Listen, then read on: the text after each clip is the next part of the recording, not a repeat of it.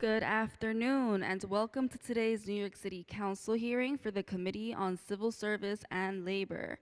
At this time, please silence all electronic devices. If you would like to testify, you must fill out a testimony slip in the back of the room with one of the sergeant at arms. If you would like to submit testimony, you may at testimony@council.nyc.gov. No one may approach the dais at any point during this hearing. Chair, we are ready to begin.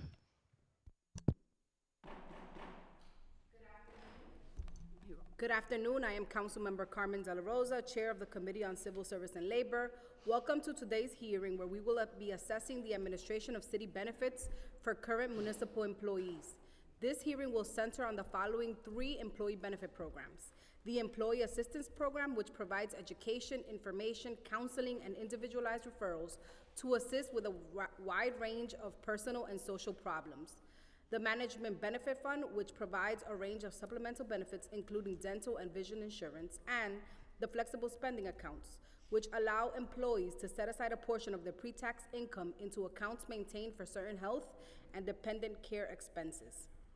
A competitive employee benefits package is crucial to support the current employees and to strengthen the city's ability to recruit top talent.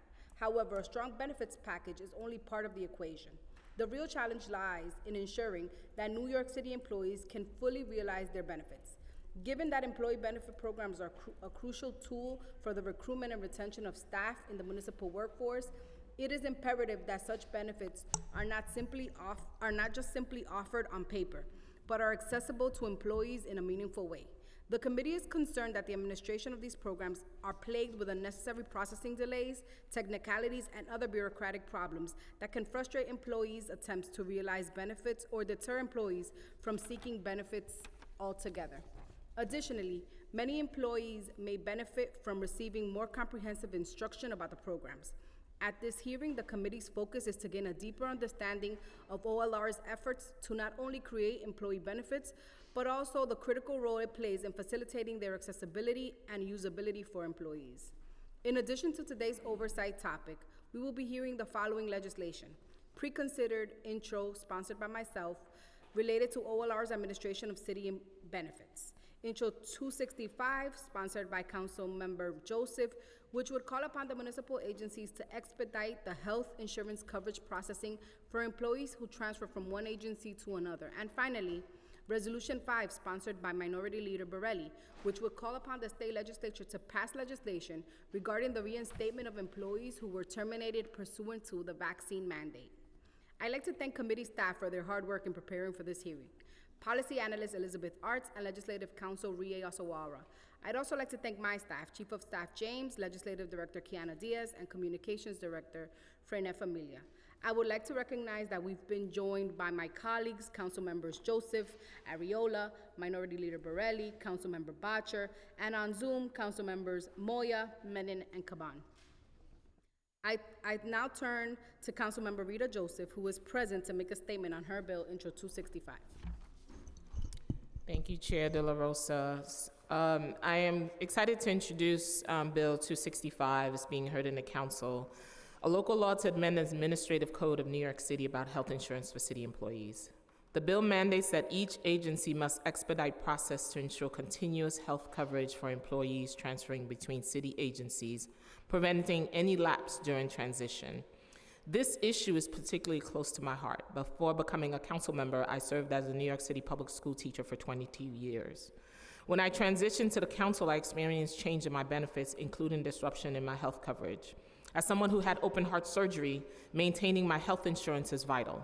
In New York City, employees moving from one job to another should not face any interruption in their health insurance, as this can jeopardize their well-being. This bill would make sure that it doesn't happen anymore. And when I showed up for my cardiology appointment, I was told that I had no health coverage.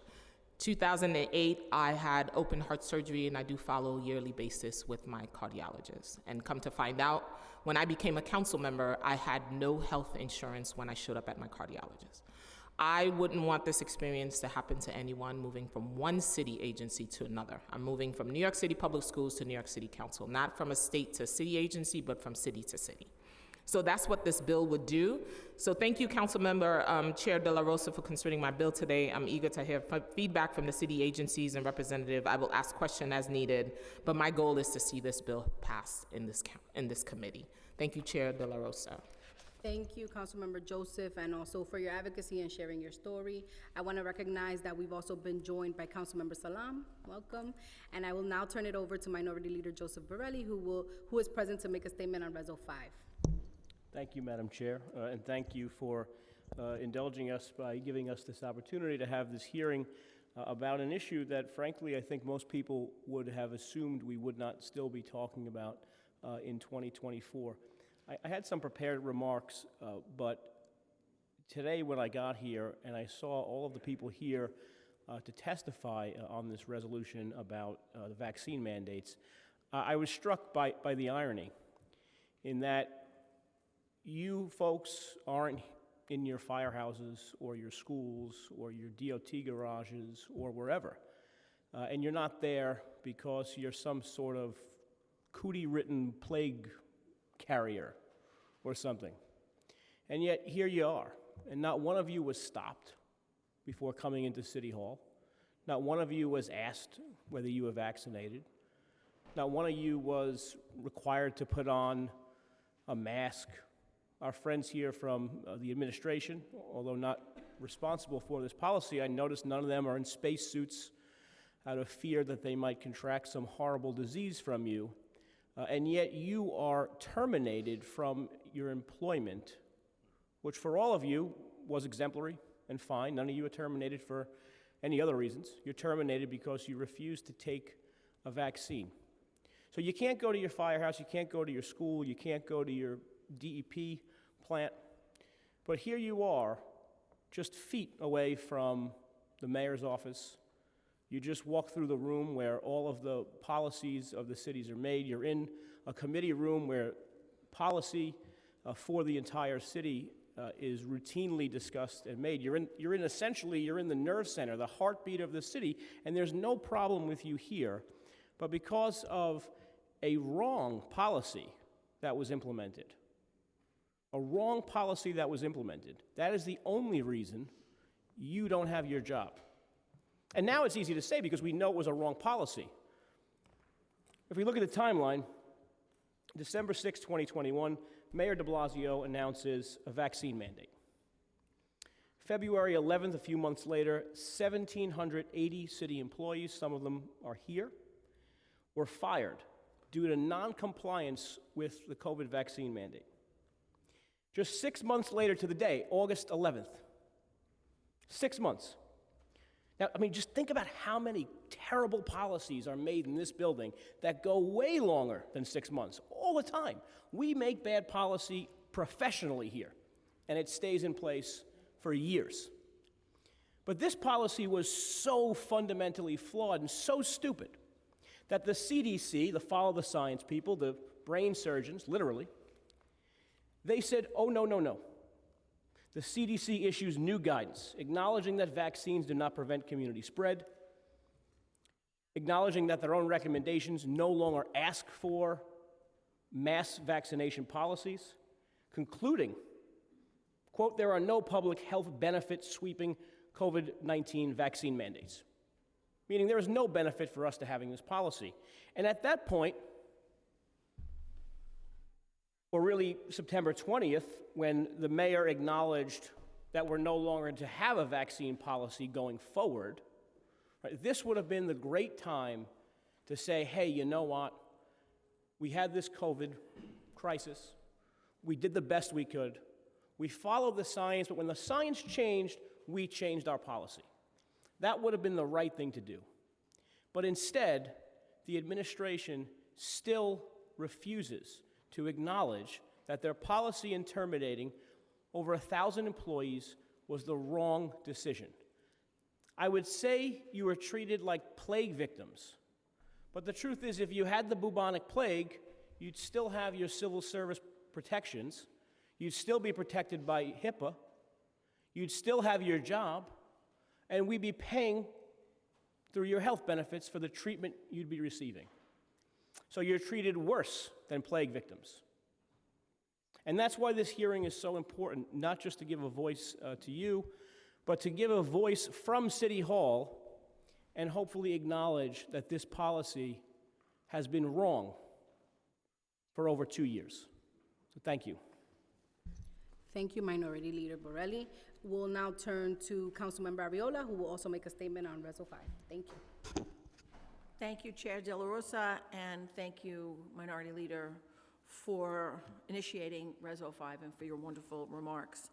Reso 5 supports state legislation that would require the City of New York to reinstate city workers that had resigned, retired, or terminated for non-compliance with the COVID-19 vaccine mandate. Many people do not know that there was no protocol in place when the mandates were lifted that dictated how New York City workers would be brought back into the workforce. Some were asked to sign waivers for their civil service rights, while others were in the exact same position or similarly situated, and they were asked to sign a waiver. The state bill seeks to allow any worker who wishes to return to be able to do so, just as many before them have returned. In February of 2023, the COVID-19 vaccine mandate was lifted.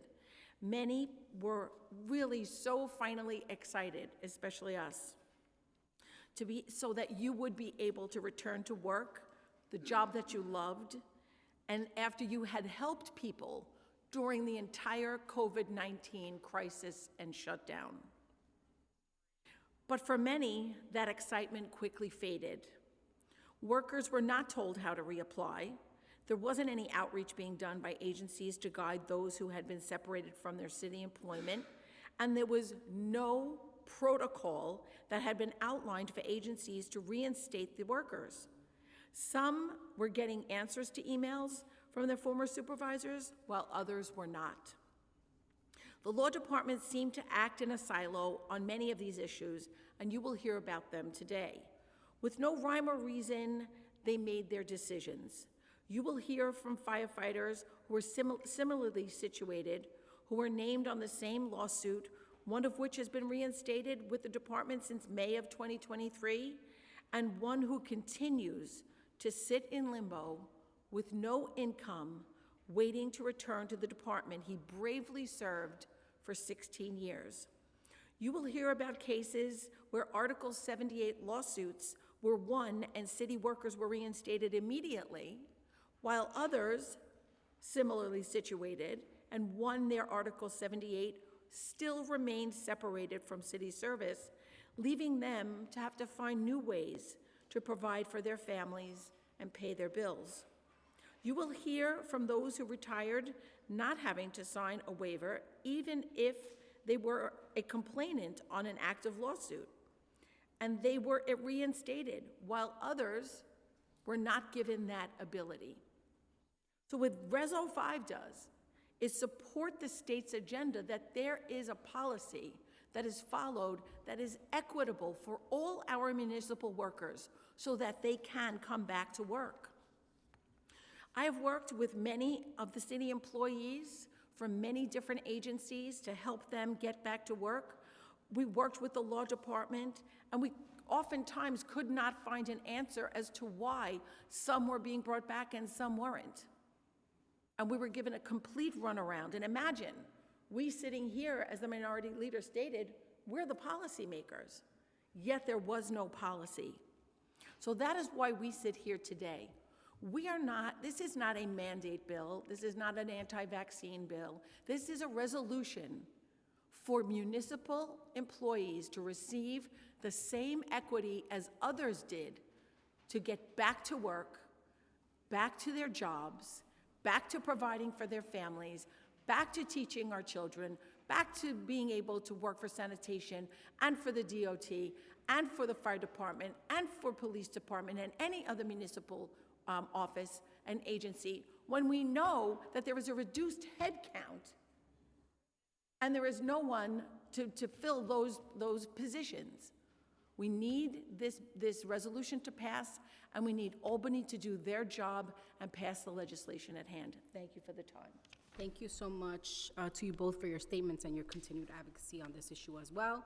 We will now hear testimony from representatives of OLR, and I now turn to the committee counsel to administer the oath for this panel of administration officials, including individuals from DCAS who are present in the room for Q&A. Good afternoon. We will now hear testimony from the administration. Before we begin, I'll administer the affirmation. Panelists, please raise your right hand. I will read the affirmation once and then call on you, each of you individually, to respond. Do you affirm to tell the truth, the whole truth, and nothing but the truth before this committee and to respond honestly to council member questions? Yes. Yes. Thank you. Thank you. First Deputy Commissioner Pollack, you may begin your testimony. Thank you. Good morning, Chair De La Rosa and members of the Civil Service Committee, Civil Service and Labor Committee.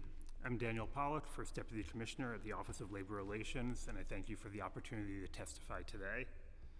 I'm here with Georgette Gesley, Director of City Employee Benefits Program, Claire Camarada, the Director of the City Employee Assistance Program, and for Q&A, Claire Levitt, Deputy Commissioner for Health Strategy, and Katrina Porter, Deputy Commissioner for Human Capital at the Department of Citywide Administrative Services.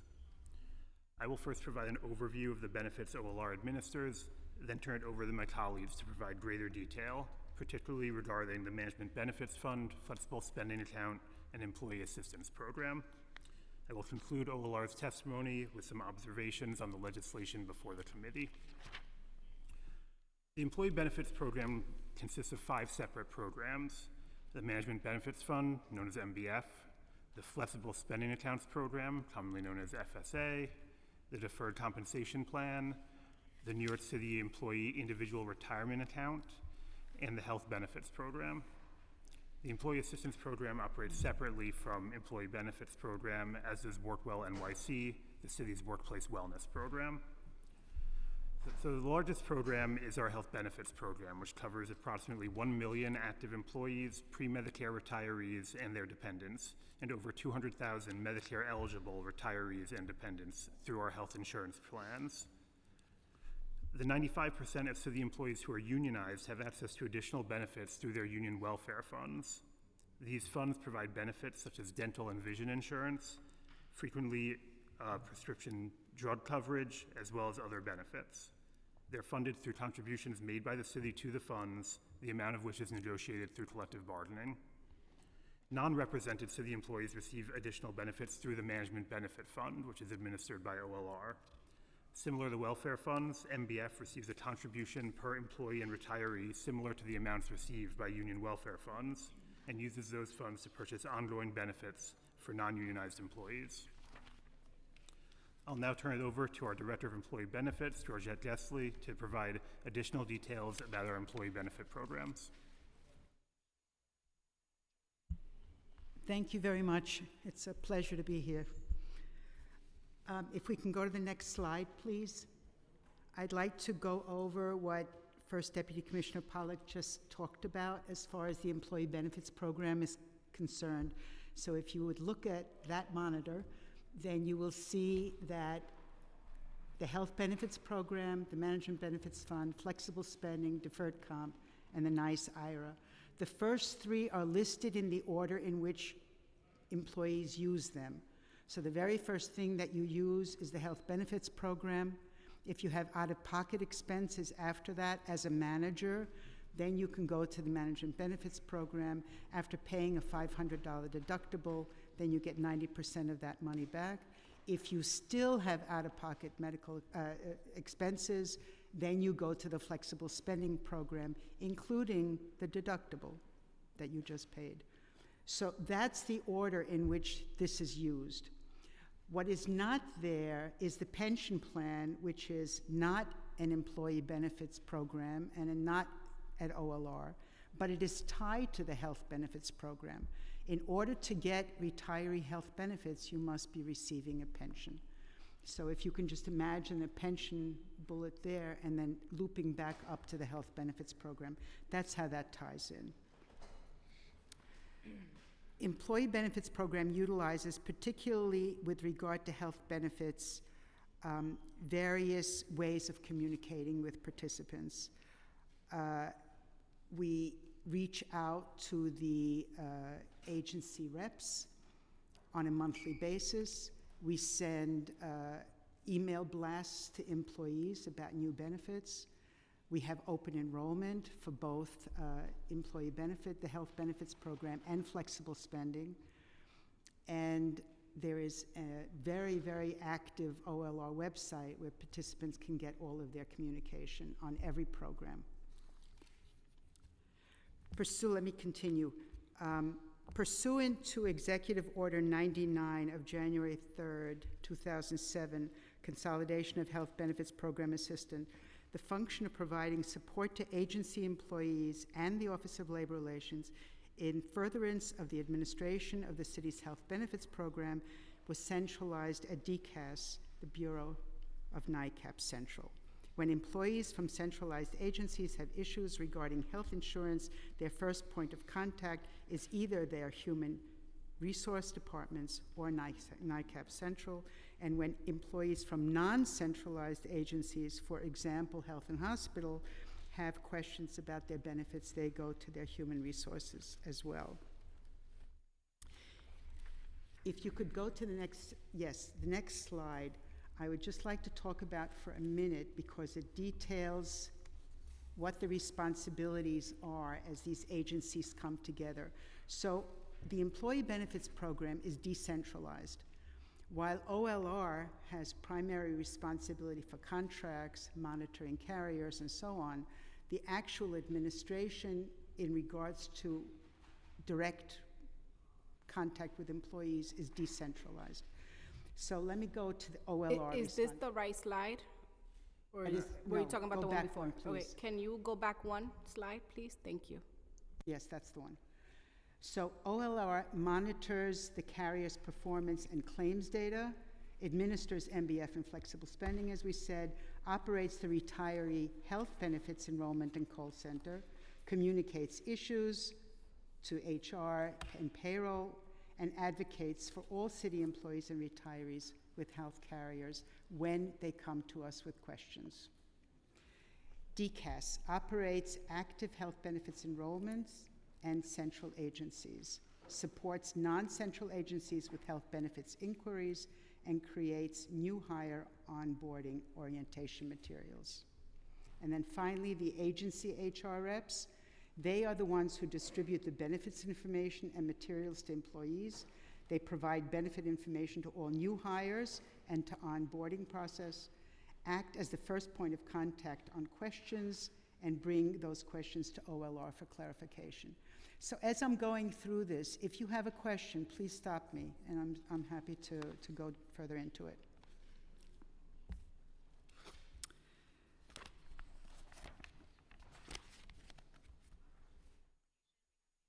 Did I go through this? So let's go to the next slide. OLR is the primary point of contact for retirees, as I said, regarding the health benefits insurance, and to better serve our retirees. In 2022, we received funding to launch a dedicated call center staffed by OLR employees. It now handles 85,000 phone calls. 50% of those are related to enrollment, 40% are related to Medicare Part B reimbursement, IRMA reimbursement. The remaining calls are related to retiree health coverage. And now we're going to go on to the Management Benefits Fund, and that's this slide. So First Deputy Commissioner Pollack went through these. Let me go through them again. The Management Benefits Fund includes dental, vision, long-term disability, basic life insurance, superimposed major medical, health and fitness, group universal life. There was a question, as I went through the list of benefits, I said if you're a manager, this is where you go as a second level. Well, if you're not a manager, then you go to your union, to the welfare fund. Flexible spending, everybody goes to. But that's the equivalent to the Management Benefits Fund.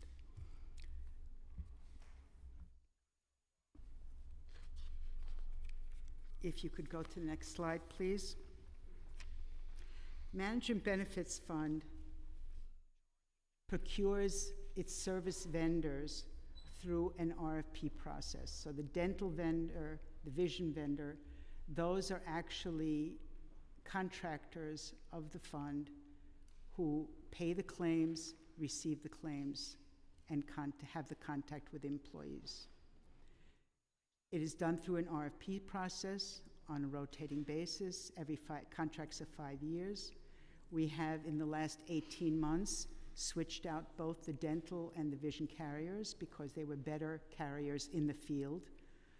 And in the last 4 years, we also went through an RFP process with the most major medical carrier who was rehired.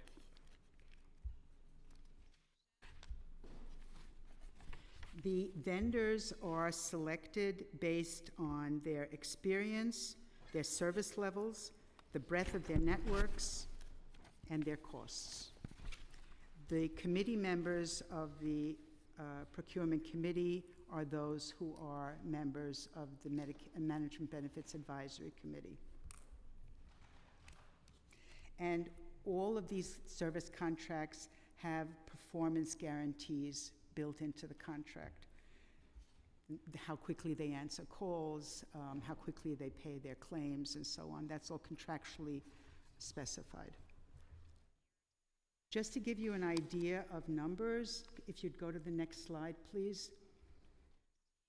The SMMP over the last 12 months has processed almost 13,000 claims and answered 4,600 phone calls. That is the carrier.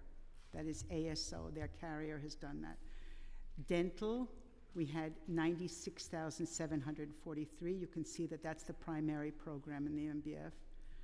And there were 10,791 calls. Vision, dental, by the way, we just switched out, and we now are with ASO as well. Vision, total claims processed, 17,478 last year. Total calls, 5,850. So, and that also has a new carrier, GVS. The health and fitness reimbursement program does not have a carrier. That is handled in-house. And you can see that the total claims processed by staff in-house last year, 6,837, and the total calls, 1,600.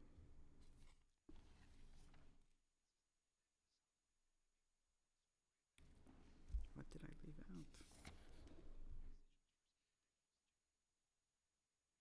Let me just ask you a quick question on this. Sorry to interrupt the presentation, but the total claims processed is the number of the claims you processed, but how many claims came in? Do you have the breakdown of that for these numbers? They were all processed. The ones that came in were processed. Every claim that came in Yes. has been processed, okay. Yes. Okay. Yes.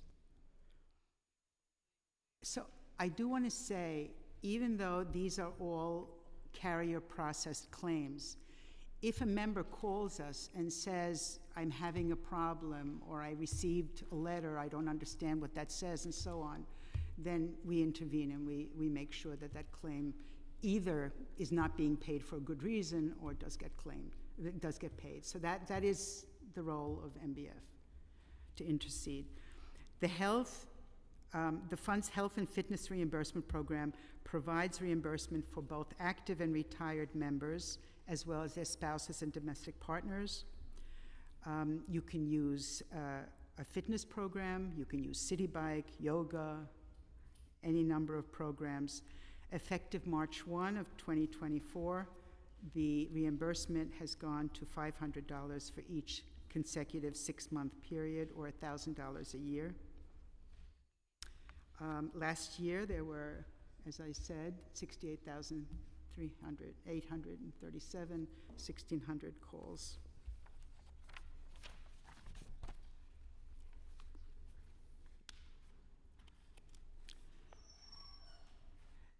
The flexible spending program, which is the next slide that we're going to go to, consists of 2 spending accounts.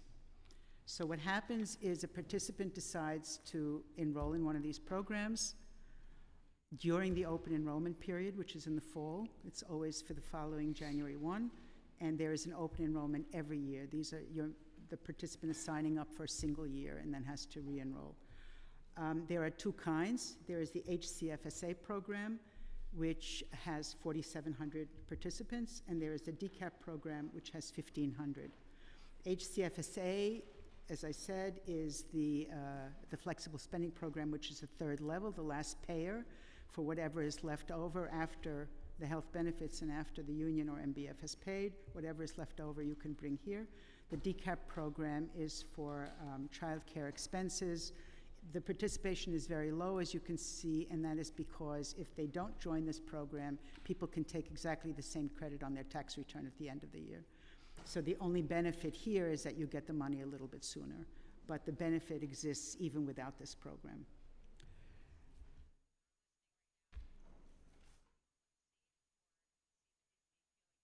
The way that the claims are processed, is that the next slide? I'm sorry, I didn't go through these numbers. So in the HCFSA program last year, there were a total of 28,059 claims processed. There were 18,500 phone calls handled and 6,500 emails responded to. The way that the claims are processed is that if we receive a claim by the 25th of the month, that claim is paid in the following month, the last week of that month. So it is batched and paid on a monthly basis. That's the process. What you have here is the way that people can submit their claims through the LEAP file. Again, this LEAP file was put in during the COVID time. Before that, people just sent us mail. All of that went away. The whole world, not just the city of New York, but the whole world went electronic in communication. You started to communicate with your bank electronically and everybody else. We try to communicate the same way. Participants submit their forms here. They get an immediate confirmation saying that we have received their claims as soon as they submit those. Then participants receive confirmation of their claims. Once the claims are processed, they receive quarterly statements and they receive annual statements. The rules that govern these two programs are all Internal Revenue Service core. They are under Section 125 of the Internal Revenue Code. The minimums and maximums are set by that. The way that claims are processed are set by that. Specifically within HCFSA, and I know that this is something that comes up again and again, people don't like this. In order to be reimbursed in HCFSA, you must show documentation of the fact that you have out-of-pocket costs. You have to show the original bill, you have to show what the health care carrier paid, you have to show what your secondary carrier paid. Once we have that information, we can process. It's a lot of paperwork. People don't like to fill it out. It's not our rule, it's the IRS rule.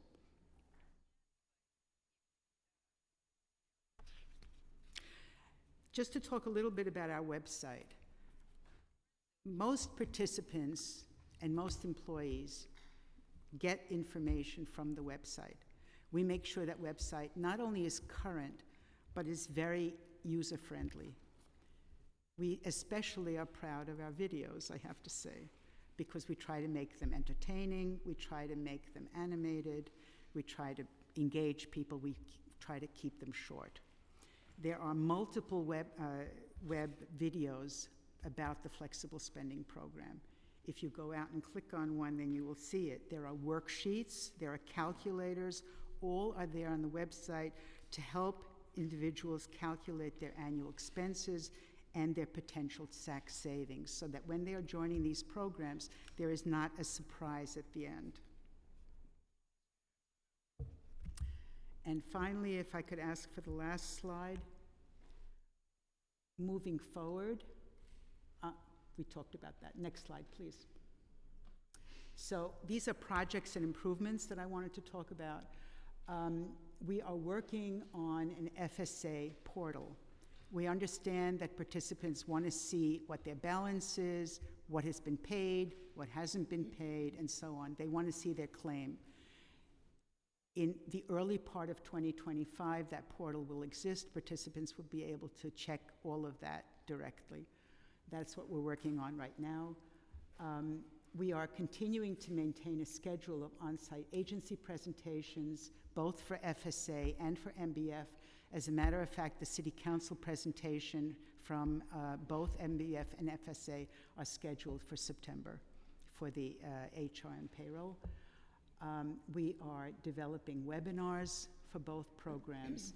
And finally, because I talked about changes that have taken place in the programs, and the programs have been brought up to market level, both in the dental and the vision, we are mailing out a mini MBF booklet in the fall very soon to all MBF members so that they will have all the updated information at their fingertips. Thank you. And with that, I would like to turn it over to Claire Camarada. Mr. Chair. Good afternoon. Thank you for the opportunity to share more about the New York City employees. You have to press the button. Sorry. Thank you. Thank you. My name is Claire Camarada, and I have been the Director of EAP since 2021. The City of New York recognizes that experiences of mental, behavioral, emotional, and social problems have a serious impact on the health, employment, welfare, and social life of the individual's family, coworkers, and the community. Excuse me.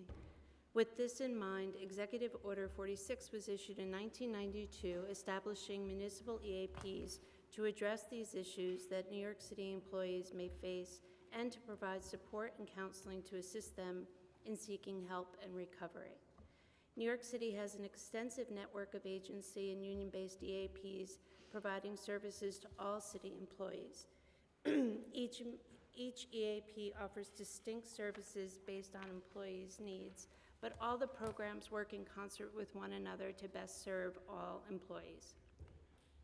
The New York City Office of Labor Relations Employee Assistance Program, the largest of all New York City's EAPs, currently provides services to New York City non-uniform mayoral agencies, New York City Housing Authority, New York City Health and Hospitals, and the Department of Correction. And then in early 2020, the EAP extended its program to the New York City Department of Education, which led to an expansion of the program, the EAP program, and increased staff by over 50%. Approximately 325,000 city government employees and their family members are eligible for New York City EAP services. While our program only formally serves those entities I just mentioned, EAP never turns down a request for assistance, and we have frequently provided services to non-mayoral entities who need it, including City Council. New York City OLR's EAP is designed to assist employees and their families in resolving problems that may adversely affect their personal and professional performance. New York City EAP offers counseling and assistance with a broad range of behavioral health topics. The most common concerns brought to EAP are mental health related, such as symptoms of anxiety or depression, grief and bereavement reactions, or traumatic events. They also come in with work stress related to job demands, poor coworker relationships, or trouble with work-life balance. And then also they may come to us with concerns for family members, such as mental health concerns or substance misuse. Other services provided by the EAP include information and referral services, case management, extensive follow-up, and insurance authorization. Short-term counseling is also available when the client and the clinician agree that the presenting issue can be addressed within a short-term model. If the client needs a referral for longer-term treatment, EAP assists in identifying a provider that accepts their insurance and also has availability. So, in general, all services are free and confidential, and all EAP services are provided by master-level mental health professionals. The NYC EAP also offers tailored services for supervisors and managers to aid in their response to staff's behavioral health needs.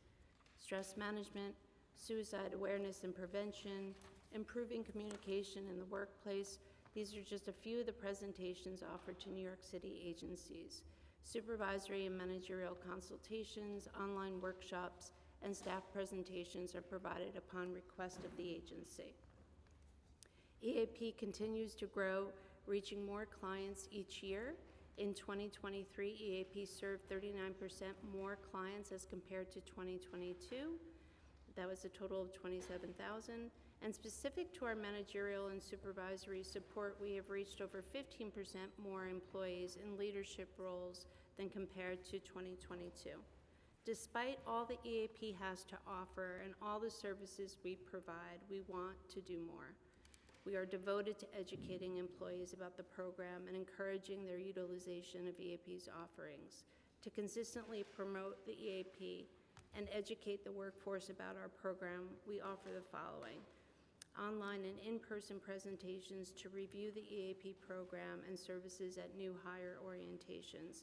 And currently we present at all Department of Health and Mental Health, New York City Health and Hospital orientations for new employees. And then recently DCAS added an informational video that highlights the EAP program to share in their new hire orientations.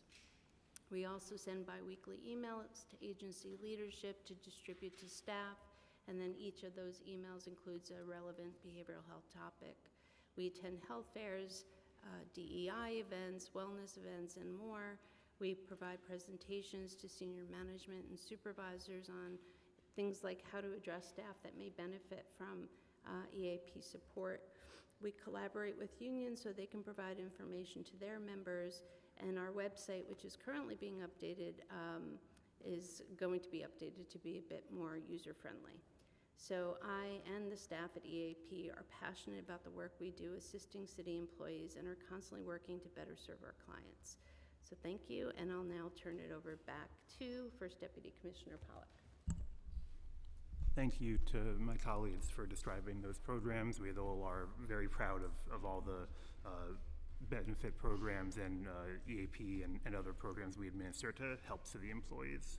So I want to comment now briefly on the pieces of legislation before the council. So Intro 265 would require city agencies to make best efforts to expedite the processing of health insurance coverage for city employees who transfer employment from one agency to another to avoid lapses in health insurance coverage during such transfer. As mentioned during our testimony, enrollment is handled through the NICAP system by city agencies with assistance and coordination from DCAS, or through other agencies for non-NICAP entities like H&H, NYC Health Plus Hospitals. OLR and DCAS make best efforts collectively to improve processes and disseminate health benefits information to agencies to ensure that coverage is seamless as possible when transfers occur. For OLR's part, if we're informed of any lapse in coverage, we immediately seek to restore health benefits retroactively for the affected employees. And, Councilmember Joseph, I'm very sorry to hear about the experience that you had.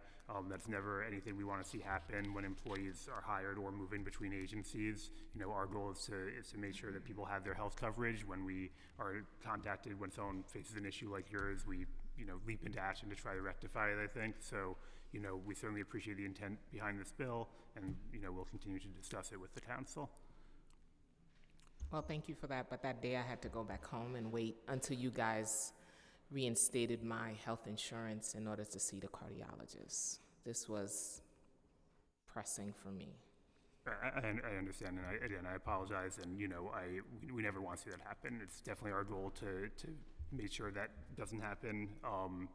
Sometimes, especially when there are transfers between entities that may have different systems, like Department of Education, to an agency that's more directly administered by DCAS.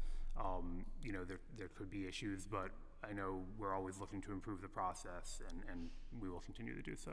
But I also wanted to note that it was also the same insurance that I had. I wasn't changing provider. I was keeping the same provider, just transferring it over to New York City Council, and there was still a delay. And even when I spoke to cardiologists to see if they would see me and then bill me later, they said no, I would have to pay up front or not get seen that day at all, and I was not seen by the cardiologist.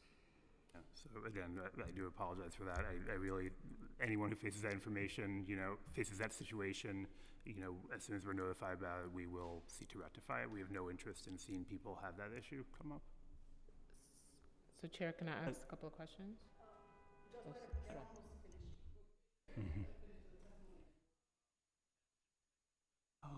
So T 2024-2170 would establish new requirements on the processing of benefit claims, including requiring that claims be determined within 14 days of filing. OLR would also be required to create a city benefits help center, which would be responsible for offering information and guidance to employees about the availability and structure of all benefits for city employees. The bill would also require the establishment of an online portal through which city employees could submit and track their benefit claims, receive information about benefits, and communicate with benefits administrators. OLR would also be required to submit an annual report on employee utilization of such portal and basic data on claims processing. Lastly, the bill would require OLR to design and administer a one-time survey for municipal employees to provide feedback on the substance and administration of benefits. We appreciate the intent behind this bill and share the goal of improving service for our city employees, but we do have some concerns about the scope of the legislation and the resources it would require given the complex nature of city benefits we described in our testimony. We look forward to continuing to discuss with the council ways to improve the administration of benefits for city employees. Thank you for your time, and we'll be happy to address any questions you have. Thank you, Deputy Commissioner. I'm going to pass it to Councilmember Joseph to ask first round of questions. I also want to recognize we've been joined by Councilmember Marmorato. Thank you for being here, and then I'll come back for questions. Go ahead. Thank you. I'm also in B&T, so I got a city budget to keep negotiating. Thank you. I just wanted to know who's responsible for ensuring employees who transfer agencies do not experience a lapse in coverage. So I'll turn it over to Deputy Commissioner Porter from DCAS to describe that in more detail. Hello, Councilmember Joseph. Hi. So the way it works is that a transaction is processed through NICAPS, and the automated system will determine, how the benefits will react. So transfer between agencies should not result in a lapse in benefits. However, when you're transferring from an agency outside of DCAS's jurisdiction into an agency that's under DCAS's jurisdiction, there is a communication that needs to happen between the two agencies. And so long as that happens before the transfer occurs, then the process is seamless. If that does not happen, then we would need notification from the employee and or the agency, and that would include the submission of supporting documentation, and then we would ensure that the health benefits are transferred over accordingly. So I guess my agencies were not talking to each other. Does OLR track whether and if so, how often employees experience a lapse in coverage in the event of interagency transfers? We do track that. We have an audit process that runs every day, and it gives us an opportunity to, review exceptions or benefits that did not transfer over as a part of the automated process. And then in a timely manner, we will reach out to the employee and or the agency to rectify any discrepancies with employee benefits. So you missed me, huh? You missed me. I fell through the crack. Yes. How can this issue be addressed to ensure employees do not experience lapses in coverage? And so once again, we can look at our auditing procedures and ensure that we're capturing all relevant transactions. It's a bit difficult when we're dealing with the agencies that are outside of DCAS's jurisdiction, but we do have contact with them, so we absolutely can work with these agencies to strengthen the process. I would love to see that. I don't want anyone to ever experience what I experienced. So thank you so much. You're very welcome. Chair. Thank you so much, Councilmember Joseph. I want to ask a few more questions. First, I want to thank you for the lengthy PowerPoint and walking us through it. I want to recognize that this is a complex system, and so we're all trying to just get our bearings around the process. So timely and accurate processing of claims for benefits is a core component of administering a functional and successful employee benefit system. Who handles the administration of various employee benefit programs offered by the city?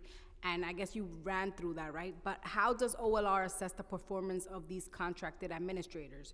You testified that there are performance guarantees for each administrator. Can you walk us through what those are?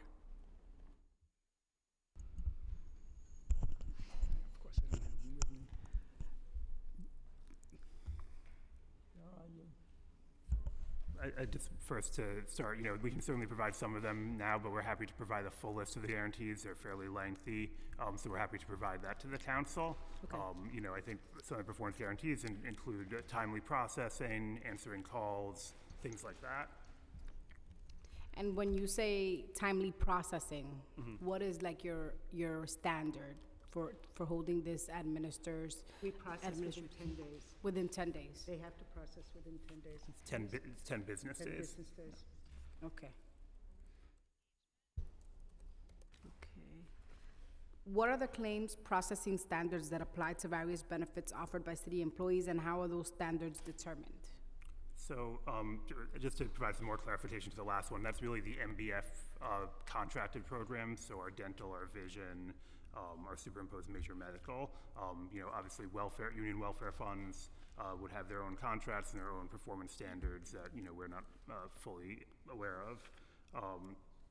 For health plans, there are regulations issued by the State Department of Financial Services that say that claims have to be processed within 30 days if submitted electronically and 45 days if submitted by paper. So that's how much time specifically the administrators are given to process the claims and render decisions? That would be to process a claim for a health insurer. So Emblem, for example, they would have that amount of time to do an initial processing. That could mean that the processing, there needs to be more information requested, and then, so within 30 days, they request more information, then more information is submitted, then there's another 30 days to process that. And what about to issue a reimbursement? Is it the same kind of timeline? I'm not sure about the timeline for once you've determined that for health insurance, once they've determined a claim is reimbursable, like an out-of-network claim, I'm not sure the timeline for how quickly they have to make that payment. I think usually it comes with the explanation of benefits. For our programs, Ms. Gessley can perhaps speak to it if she can find it. If not, we'll get the information to you. As she testified for our gym and FSA programs, if it's submitted by the 25th of the month, payment is made the last week of the following month. Okay. But I did find the answer to your previous question, Okay. which was on one of the slides, so Okay. I don't know why I didn't say it. The service performance guarantees are 97% of claims must be processed within 10 days, and 99% of calls must be answered within 30 seconds. Okay. So they're very stringent, and we monitor them. How does OLR ensure that benefits processing standards are met? Obviously you track, but does OLR track the timeliness of claims determinations or audit claims for erroneous determinations?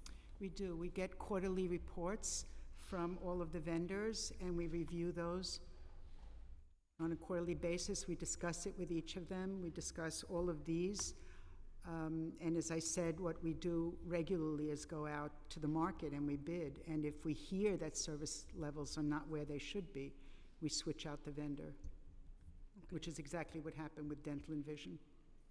Well, that was my next question. Can you describe an instance when OLR had to take action to enforce an administrative standard or improve substandard benefit administration? That's exactly what we did.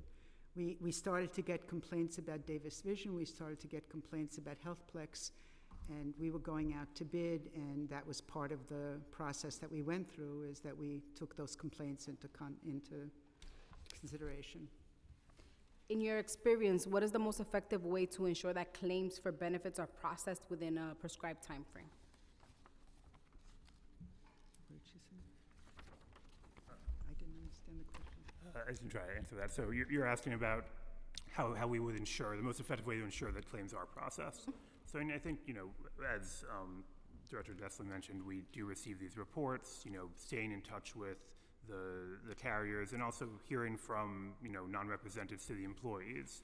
We all in our jobs deal with employees a lot, and we do hear concerns about if people submit things and they're not hearing back, if people are unhappy about certain aspects of a benefit, and then we can address those with the vendor. And I think also the RFP process really allows us to evaluate kind of the best vendors who can provide superior service maybe to the ones that we had previously.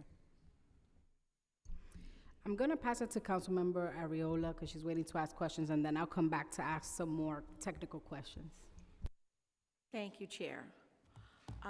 Ms. Rodriguez. So how did the idea of city workers waiving their civil rights come about? I'm sorry, can you please ask that question again? Sure. How did the idea of the city workers waiving their civil rights come about, and how was it decided who would be asked to sign the waiver and not once the agencies determined, that there was no longer going to be a vaccine mandate because it was lifted?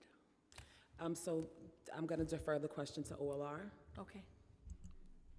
So under civil service rules, when competitive class employees are to be reinstated, there's a requirement that they sign a waiver of certain claims. So it came from civil service rules. So every member would have had to have signed that waiver according to your rules? The rule was that competitive and labor class employees are required to sign waivers. Whether every agency complied with that, I can't say, but that was the guidance given to agencies. So can you explain why some members were asked to sign waivers and others who were similarly situated were not asked to sign waivers? I certainly don't know every individual case. As I said, for competitive class and labor class employees, the guidance was that they should sign a waiver. Was a protocol given to the agencies regarding reinstatement for the members who had been separated from the city service during the COVID mandate and once it was taken away? Yes, there was an FAQ prepared by DCAS and sent to agencies. Yeah, so I don't exactly agree with the answer you gave before that, because there were so many similarly situated members, and some were asked to sign a waiver and had an active Article 78, and some also had an active Article 78 and were put back in, without a waiver. And they were exactly the same. And that's what we've been fighting each and every day with the law department, with OLR, with DCAS, and trying to find out why there isn't equity across the board and why there isn't a policy. And perhaps there's a policy now, but there wasn't a policy then. So is there a policy now? Yes, as I mentioned, there was a policy issue. There's an FAQ issued to agencies with guidance about how to handle it. Happy to provide it to the council. That was issued shortly after the mandate was lifted, and it was provided to all agencies. Okay, and when was that policy provided? I'd have to look exactly, but I believe it was in February of '23 after the mandate was lifted. Do you know how many cases Article 78s have been won by the workers, city workers? I do not. You don't. So then you wouldn't know how many of them were appealed either. No, I do not. So I would like to know the answer to those two questions, if you could get back to the chair. I can confer with the law. Because it's very important for everyone to understand that there was no real protocol. People were being brought back on the job and were the exact same situation as another firefighter, another teacher, another DOT worker, another DSNY worker, any municipal worker. And some were hired and back and some weren't. And they were told that they had to either sign a waiver or they had to drop their Article 78. Some even won their Article 78 and were brought back on. So I don't think that OLR really did have a protocol in place, because if they did, then that wouldn't have been happening. There wouldn't have been such a disconnect and such inequity when members were trying to get back on. Did the law department, do you know if the law department tried each case or if the outside firm tried the cases for the Article 78s? Do you know if that's? I'm not aware of the law department, how they handled it, no. Okay, so perhaps we can send a letter to the law department to find that out, because I cannot imagine how many taxpayer dollars, how much money in taxpayer dollars were spent to keep our first responders, our educators, and our essential workers off the job when we needed them most to come back to the job once the mandate was lifted. And we're not going to stop asking these questions, and we're going to make sure that a policy is put in place. We're not going to stop asking these questions until each and every one of those members who deserve to come back are reinstated the way they should be reinstated, the way their colleagues were reinstated, and there shouldn't be a double standard.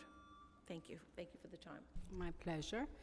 Okay, so Councilmember Arreola led us into questions about legislation. So I'm going to ask you some questions regarding my pre-considered introduction in relation to the administration of certain municipal employee benefits, would impose a minimum standard on certain claims and benefits process where federal or state standards do not control.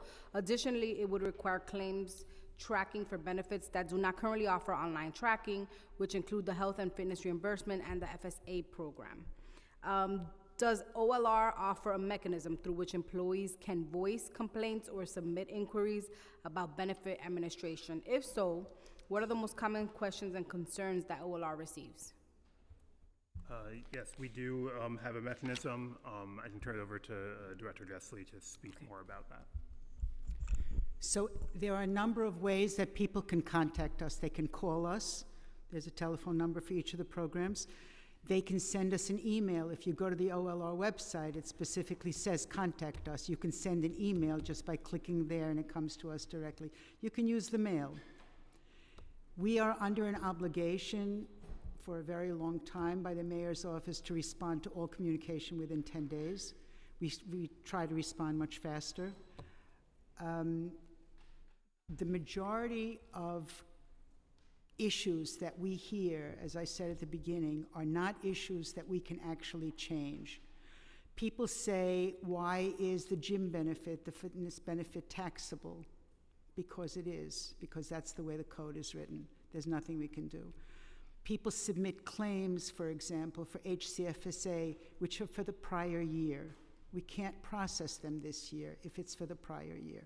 That's a complaint. People say, my doctor doesn't want to give me an EOB. We say, but we can't process without an EOB. You must talk to your doctor and get an EOB. These are complaints, but they're not complaints that we can do anything about because they're part and parcel of these programs. It is incredibly rare that we hear somebody, and I can tell you we painstakingly went back to all of last year for both MBF and flexible spending to see how many financial errors we had actually made. 5 in the 2 programs in a 12-month period. It is exceedingly rare that we do that. We have checks and balances in place. So those kinds of things that people come to us about are really not things that we can do anything about. The one thing that we can is that people say, I want to know what my balance is, I want to know when my claim is, and that's the portal that we are building. Okay. And I would just add another way that complaints often come to us when they happen is through unions. You know, obviously we have relationships with all our unions, and they'll contact us on behalf of a member who has an issue.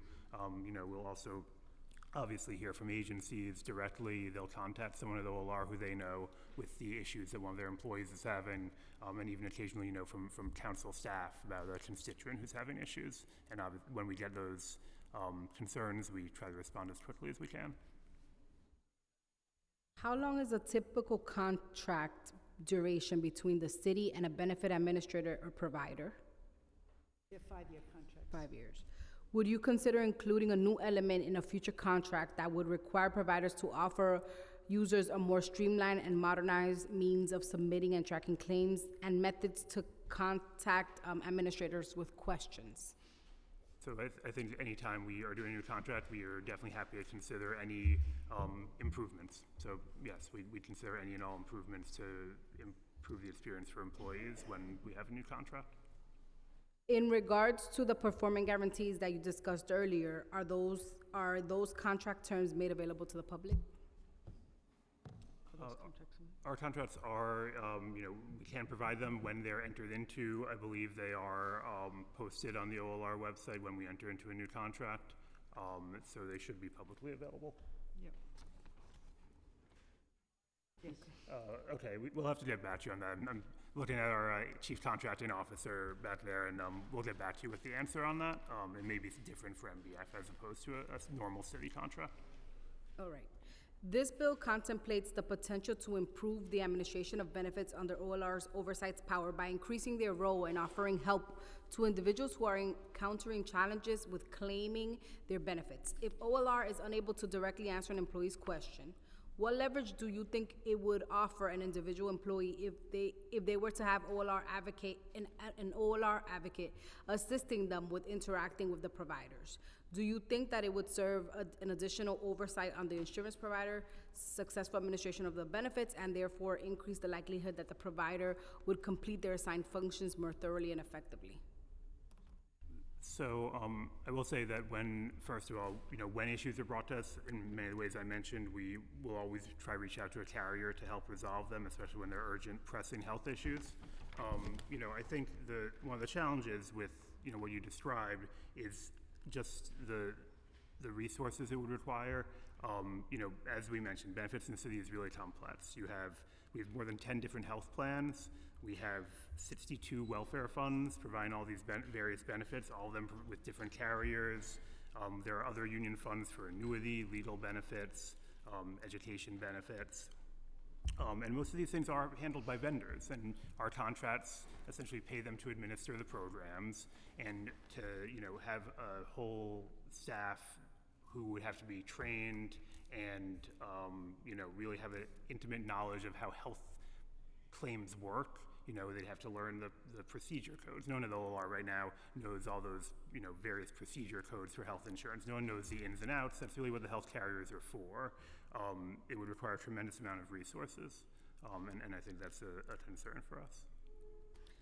I understand the challenges, and I'm not saying that the challenges are small in any way. I'm not minimizing the challenges. But we continue to hear from city workers, and we know, we can acknowledge, how the complexities of this system. So this bill is looking to really streamline and help people learn how to navigate systems that are so complex and so foreign for the majority of city workers.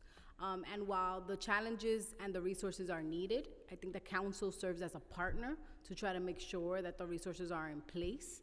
But only because there are challenges doesn't mean that it's not worth exploring as a mechanism for us to streamline these processes. As you heard from Councilmember Joseph, and that is, a story that we hear, and I'm sure you all hear 100 times a day. There are some city workers that have some serious medical issues, their dependents, their spouses, and one of the benefits of working for the city has always been the benefits that come with working for the city, the stability of working for the city.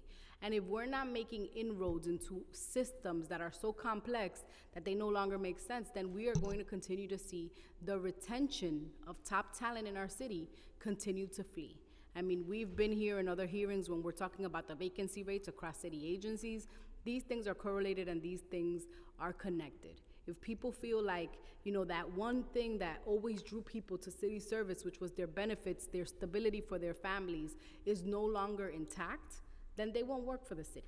They'll go work in a private company somewhere where they'll get a 401k and forget about it, right? So we need to continue to improve, and I am glad that you all brought the data that you did bring, because it sheds some light to really the effort that you're trying to make in getting these claims processed and making sure that we're moving things forward. But when we put forward legislation, we're putting forward legislation because the voices of our constituencies are reflected in the issues that we're seeing here. And so, I appreciate your efforts. We're gonna keep asking a few more questions. I wanna see if any of my colleagues had additional questions. No? Okay. I wanted to ask a little bit about education and outreach to employees. Obviously, understanding health insurance benefits and supplemental benefits, particularly when they're interrelated, can be a daunting task.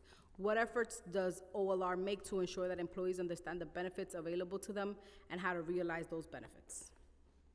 Thank you for the question. I think first, just going back to your earlier statement, I just want to say I completely understand the frustration that people often feel when dealing with health insurance companies. I know it can be a frustrating process dealing with claims. We are definitely prepared to, continue working with the council to figure out how we can improve things for city employees. I think, unfortunately, the system we live in, we all have health insurance companies to deal with, and it can be frustrating, but we want to make things as best we can for the employees within that system as possible. So we definitely want to continue working with you. In terms of outreach and education, generally agency HR departments are the primary source of information. We are constantly communicating with HR departments at city agencies. We often appear at the agency personnel officer monthly meeting that DTAS hosts to present on either new benefits or as a reminder of benefits, current benefits available to employees.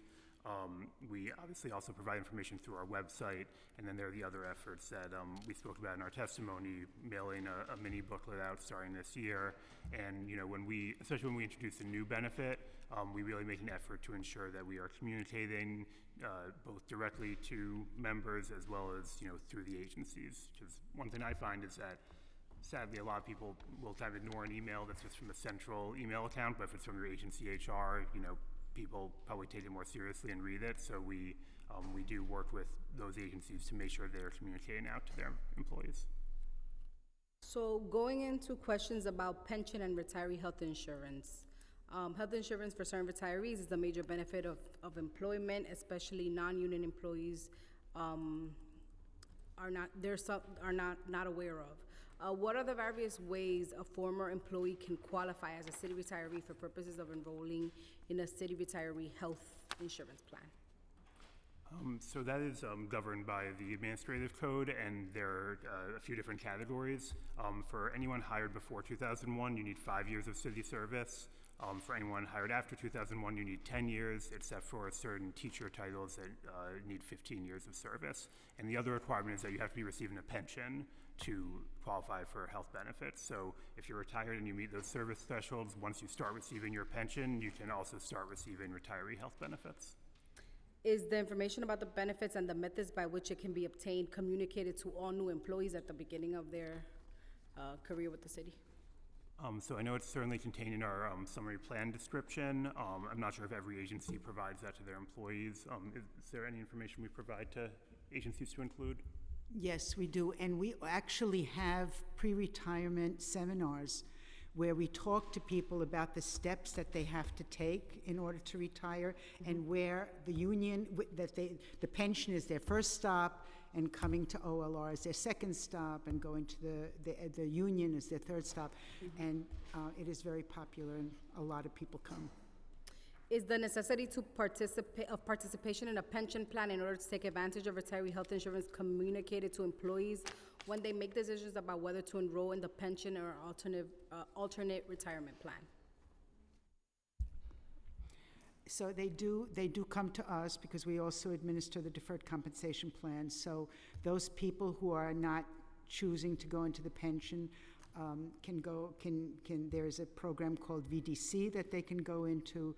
There's also the alternative of putting 7.5% of your income into the deferred compensation plan, so that you don't have to go into the pension.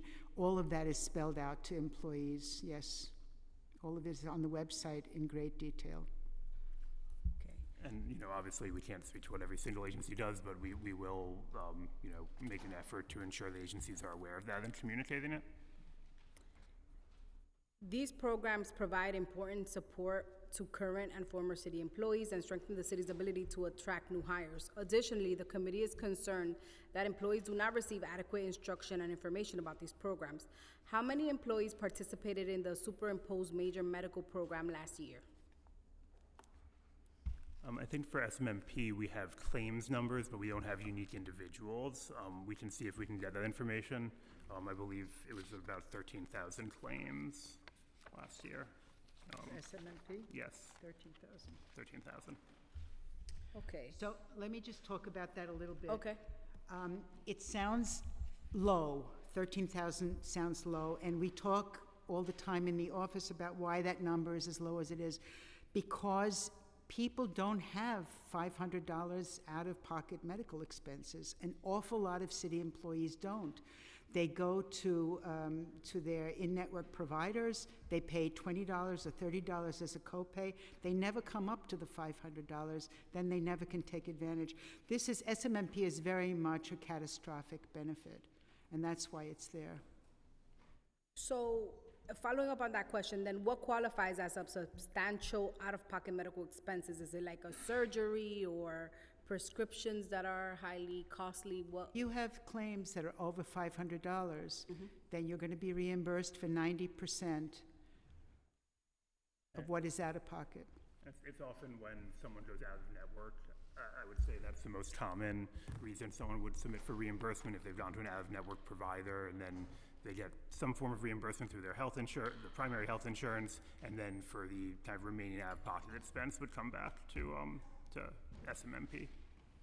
And just to show how catastrophic this is, if somebody has more than $2,500 out of pocket, they're reimbursed 100%. So that's really what it's there for. It's less for the co-pays and things like that. Are description of benefit programs provided in any other non-English languages?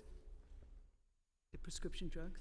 Any of the programs? Are they provided, the information provided? Prescription drugs are in the Management Benefits Fund. For managers, they have to buy the high option rider. And if they buy the high option rider, then they can bring whatever is out of pocket to SMMP. Yeah, the question was more about language access. So is this information provided to employees in other languages that are not English? Oh, in other languages? Languages, yes. Beth? No, they are not. That's something we'll definitely look into, though. But Councilmember, thank you for Can you say it to the microphone? thank you for raising that. That's something we'll definitely look into. Yeah. To understand the concern. Yes, I've often said, I was born in the Dominican Republic. My brain thinks in Spanish, and I have to translate everything before it comes out of my mouth. Sometimes it comes out in Spanish, especially when I'm cursing. Okay, so health and fitness reimbursements. As of March 1st, 2024, the management benefit funds and health fitness reimbursement increased from $250 to $500 for each 6 months period. How did OLR determine this increase? And what is the average cost of gym memberships in New York City? So, based on just preliminary internet research, I would say the average cost, it looks like it's probably around $1,000 a year, in the neighborhood of, $90 or $100 a month. I don't have, a study on that, but that's just some information we found online. When we decided to increase the reimbursement, we had heard from a number of managers over the years that they felt that $500 was low, that wasn't sufficient to essentially pay for a full year's membership to a lot of places. So, we took that into account. We looked at the state of the MBF's finances, and we determined that we had, enough money, enough revenue versus expenses that we could accommodate that increase. So it's $500 for a 6 month period? Yes, that's correct. Okay. I would still say that that's low. A lot of, the gym memberships in the city are very pricey and, even for non-luxury chains. So, but I understand that it's a revenue question. Did OLR perform employee outreach before determining the increase? And how often are reimbursement amounts reconsidered? So we didn't do any formal outreach. As I mentioned, it was something that we heard over and over the years. The kind of what people felt was a low amount for that reimbursement. So we felt like there's strong support out there for it. And there's no set frequency at which we reconsider. It all depends on kind of what we're hearing as well as the state of the MBF's finances. If we're seeing that our revenue is above our expenses year over year, then we'll consider, increasing a benefit. But if there's not room to do that, then we don't really have the opportunity to. Okay. One question we often hear about is the commuter benefits and the option of adopting to the new Omni system, and what will be the registration process for employees who are seeking to utilize this benefit. So I would have to confer with Financial Information Services Agency Payroll Administration and get back to you on that. I'm not sure about the current status of that. Okay, this is an urgent one because, as you know, the MTA has pretty much already turned everything into the Omni system. And so we wouldn't want people's benefits to just be sitting there, not being able to be used in this transition. Yep, yeah, FISA OPA does manage the contract with Edenred, our commuter benefits provider, so we'll check with them and get back to you. Okay, thank you. Let's see.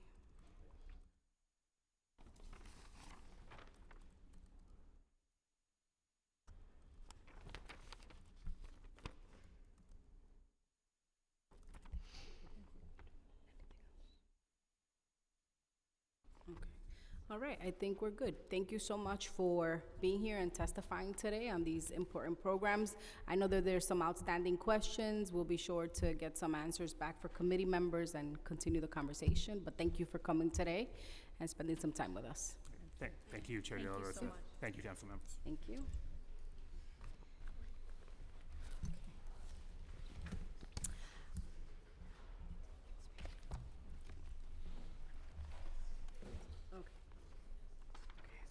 Okay.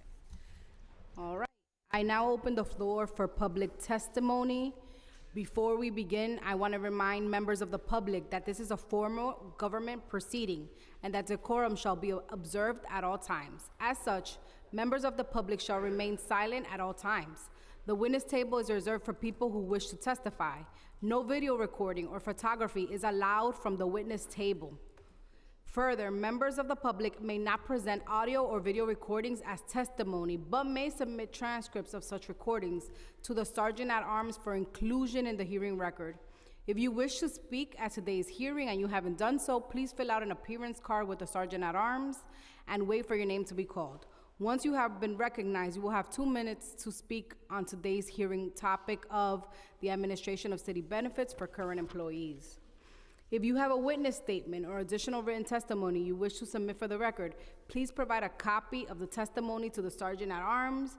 You may also email written testimony to testimony@council.nyc.gov within 42 hours of the hearing. Audio and video recordings will not be accepted. When you hear your name, please come up to the witness panel. For our first panel, we will invite Jude Pierre, Sal Maita, Jacqueline, and Tom LaPola.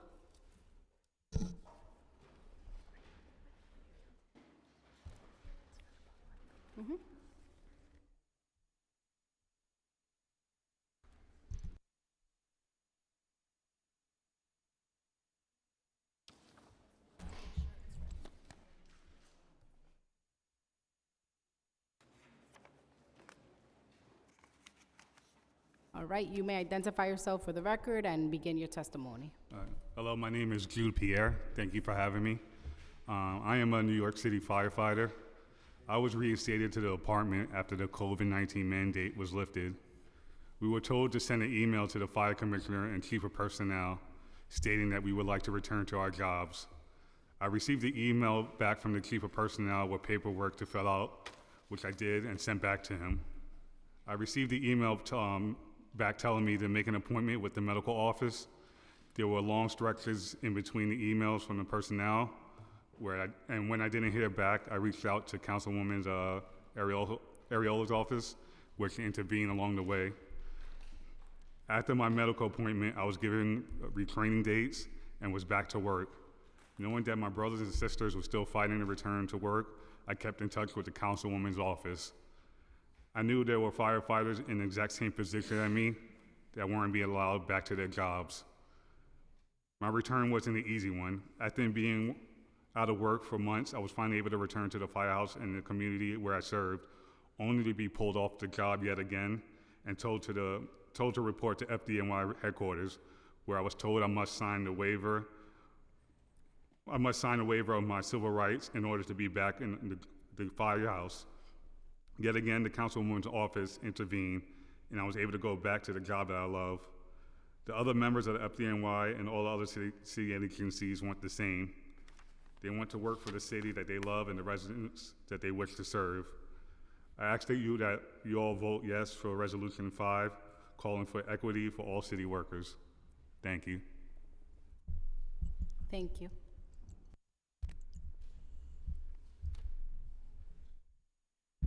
Good afternoon. My name is Sal Maida. As of January of 2022, I was a 16-year vet with the FDNY. The very next month, along with 1,700 other brothers and sisters serving the city of New York in different capacities, were terminated by the city we faithfully love. A year later, on February of 2023, Mayor Eric Adams rescinded the vaccine mandate. It was through grassroots organizations like Bravest for Choice that we were informed and instructed on how to apply to be reinstated. Within 2 days of receiving said instruction, I emailed FDNY Chief of Personnel respectfully requesting I be afforded the opportunity to resume serving the people of our city as a member of the department. Months passed before finally receiving official reinstatement forms, of which I promptly completed, notarized, and submitted on 2 separate occasions as instructed by the FDNY. Yet I sit here today still awaiting the call to report for duty. Thankfully, there are brothers and sisters similarly situated who have been justly reinstated without having to sign off on concessions as a condition to returning to work, as our brother, Jude Pierre, gave testimony to. The blatant double standard witnessed in New York City's reinstatement process amounts to a caste-like system marginalizing a segment of society as second-class citizens. The City Council prides itself on advocating for equality, and rightly so. We therefore respectfully and humbly ask you to support Resolution 5. This bill does not bestow special rights on individuals, but only what is inherently right and just. We thank you for your time, and may God bless us and keep us. Thank you so much.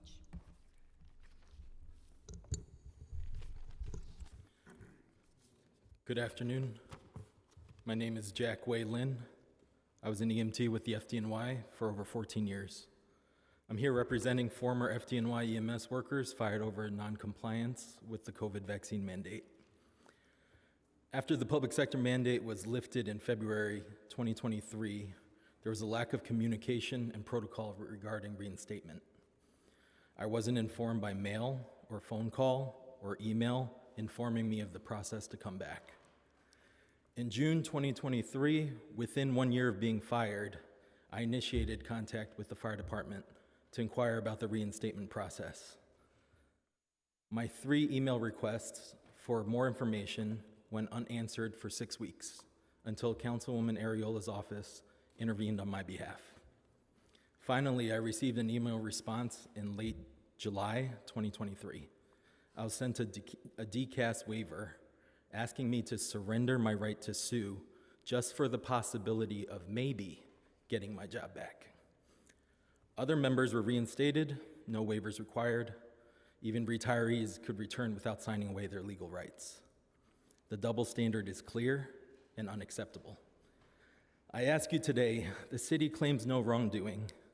If the city claims no wrongdoing, why must I forfeit my right to sue in order to reclaim a position I should have never lost? And if wrongs were committed, why am I still being penalized while others are being made whole? Reapplying as a rookie EMT after 14 years of dedicated service was and still is a condition I'm unwilling to make. With Resolution 5, you guys can right this wrong. Vote to reinstate every worker terminated under the mandate. Send a message that New York values its public servants. We served this city courageously for years. Now it's time for you to have our backs. Thank you.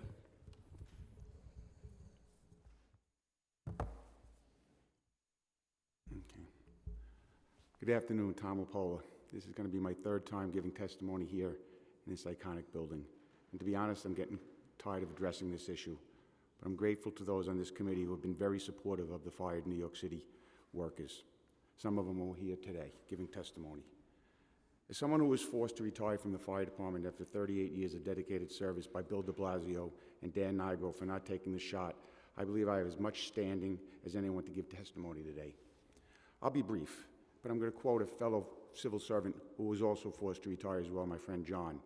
Americans who refused to take the COVID-19 vaccine paid a higher price than those that created and released COVID-19. That overwhelming majority of Americans are okay with that. Let that sink in. But today I'm here to support those who lost their livelihoods because of that unjust mandate. Those who stood up for first principles and medical freedom. You know what Anthony Fauci tyrannically referred to as ideological bull sugar, right? And they have still yet to be rehired. You all know what the mandate was never about health science. It had always everything to do about political science, but more importantly, political power. It's time to make those fired members of the New York City workforce whole again. And by supporting resolution number 5, that's the first step. Thank you very much. Thank you so much to this first panel. I open up for questions from my colleagues, if any. Councilmember Arreola. Firefighter Mena, thank you so much for coming in today. So if I understood your testimony correctly, the law department stated that you could not return without a waiver because you were a complainant and had an active lawsuit. Is that correct? Actually, they never gave me any reason why I had to sign the waiver. The only time they made reference to the waiver was when they told me that they were not able to process my reinstatement applications if I did not sign it. So, but at that point, were you on a lawsuit as a complainant with several other members of the department who were still active at the time you requested your reinstatement? Yes. Firefighter Pierre, I know that your road back to your job was not an easy one, and that you were treated poorly while you were getting reinstated, and I apologize for that. Thank you.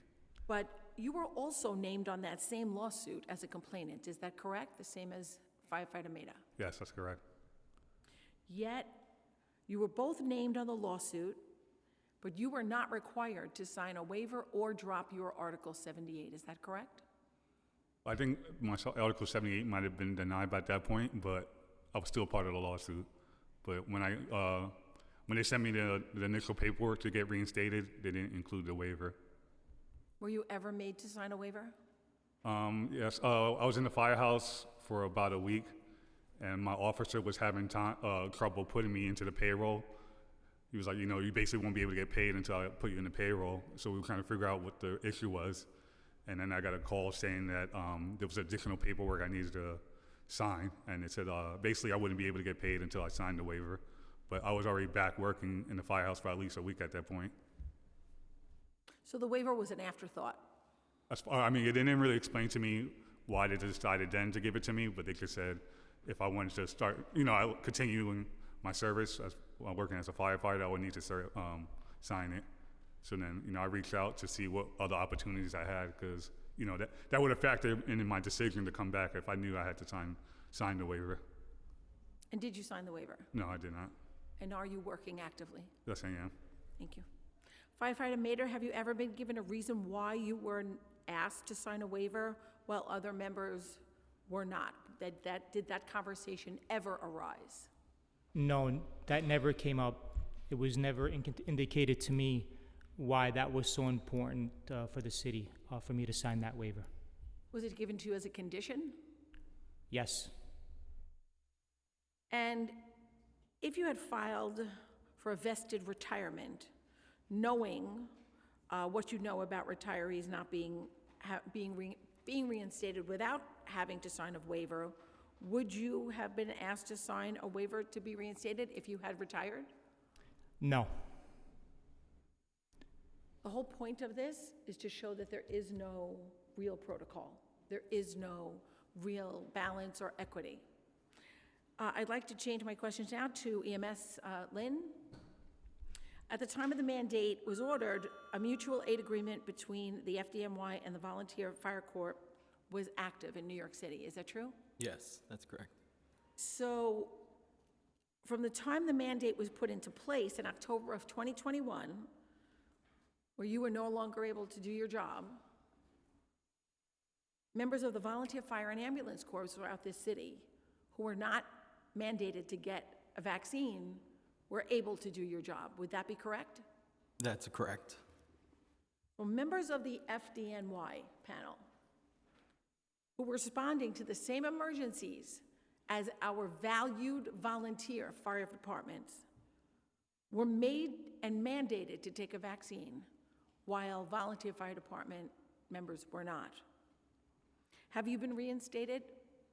No, I have not. Have you been given a reason as to why you're not reinstated? I was told that I need to sign the DCAS waiver in order to be considered for possibly being reinstated. Are there colleagues of yours that were reinstated without having to sign the waiver? Yes. Same story. Yes.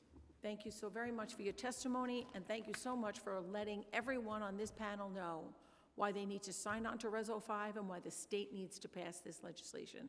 Thank you. Thank you so much for your testimony. Thank you, Chair Viola, and thank you to this first panel. The next panel will include Michael Kane, Trinidad Smith, Alfonso Ventura, Daniel Hokover, and Marlon Bethel. And I apologize if I messed up anybody's name. Just reintroduce yourselves on the record when you begin.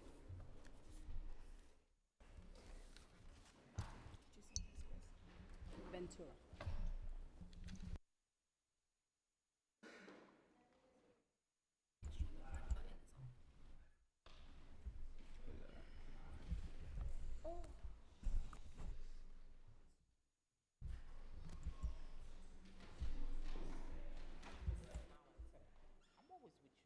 All right, you may begin. Just identify yourself for the record one more time, and you can begin. Thank you. My name is Daniel Hokower. I worked for the New York City Department of Sanitation for 5.5 years. I was fired for refusing to comply with the COVID-19 vaccine mandate. Just want to point out, the City Council had mentioned nobody should have a lapse in their health care or experience that. 3 years, I've had no health care now. When Eric Adams issued Order 62 mandating the vaccine for city workers, he added an important caveat that exempted celebrities as they generate income for New York City. I wish to apologize to Mayor Adams. I'm sorry that I'm too short to play basketball. My singing voice is best confined to my shower and not broadcasted through a loudspeaker or on a Broadway stage. I'm sorry that I avoided the open casting call for Home Alone, despite my grandmother suggesting my mom audition me, so that maybe today I could have been a world-famous actor. I'm sorry that all I had to offer the city was my muscles, my only contribution picking up New York's trash and plowing its snow. Although the city does make some money on paper recycling, my job doesn't generate Broadway bucks, so I wasn't privileged enough to be given an automatic mayoral exemption from the vaccine. As smoothly as it went to terminate my employment, despite me being a member in good standing of a municipal labor union, getting back not so much.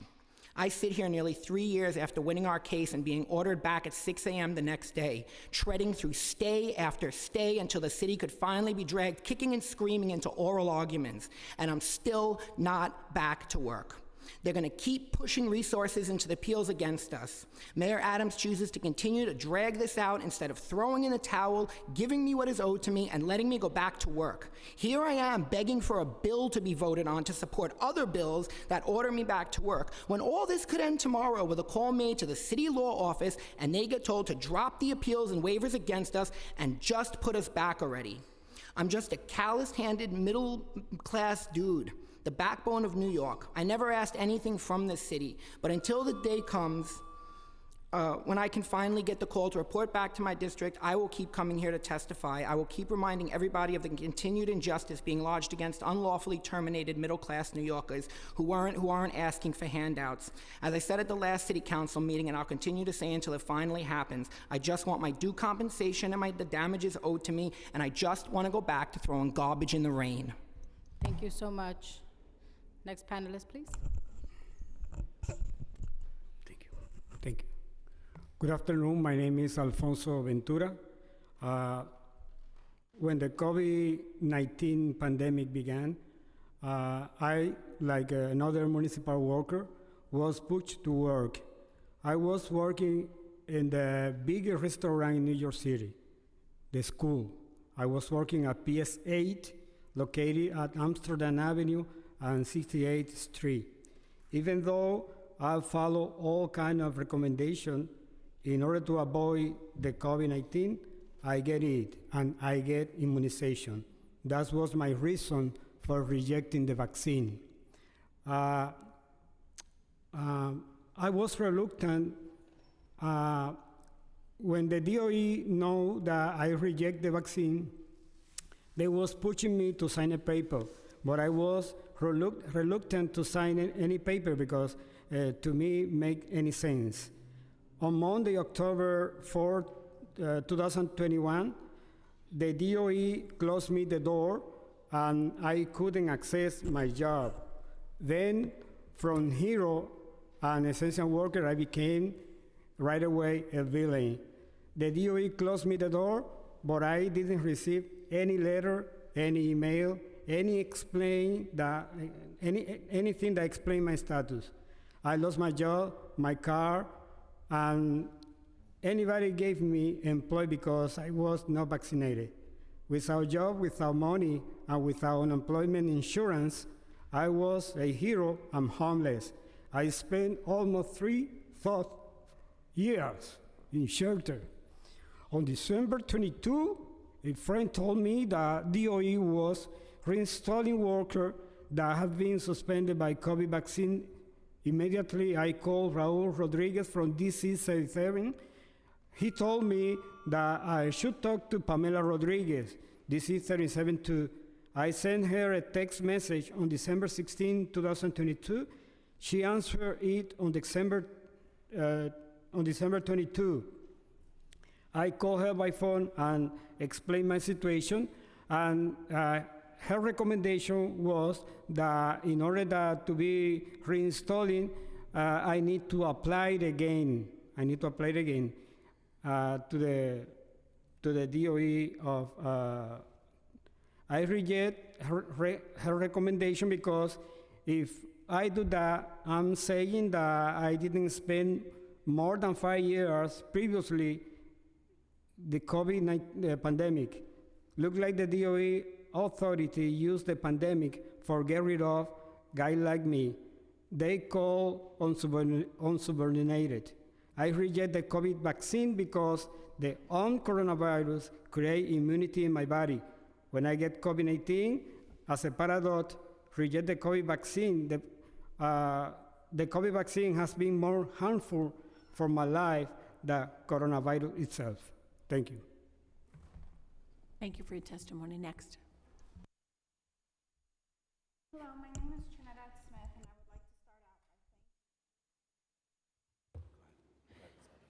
I would like to start out by thanking everybody for this opportunity to share my story.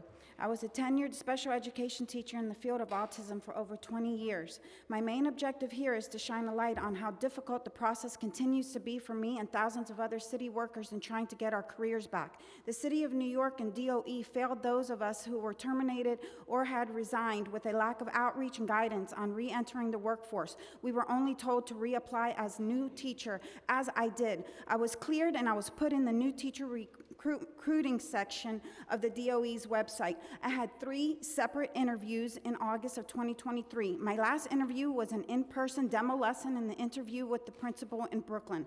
Her last words to me was, "I will call you this evening to let you know what site I'm going to put you at, providing you clear HR." My immediate response to her was, "I don't know why I wouldn't be cleared, as they are the ones that cleared me to be hired." To my surprise, I did not get a call back or email or thank you for the interview, or that they were going with another candidate. Absolutely no response. That was my 3rd interview in a row that was left like this. I understand perhaps 1 no callback, but 3 in a row is highly unlikely and unprofessional. I stopped interviewing after that, and I truly feel that HR is being instructed by the legal department not to clear me.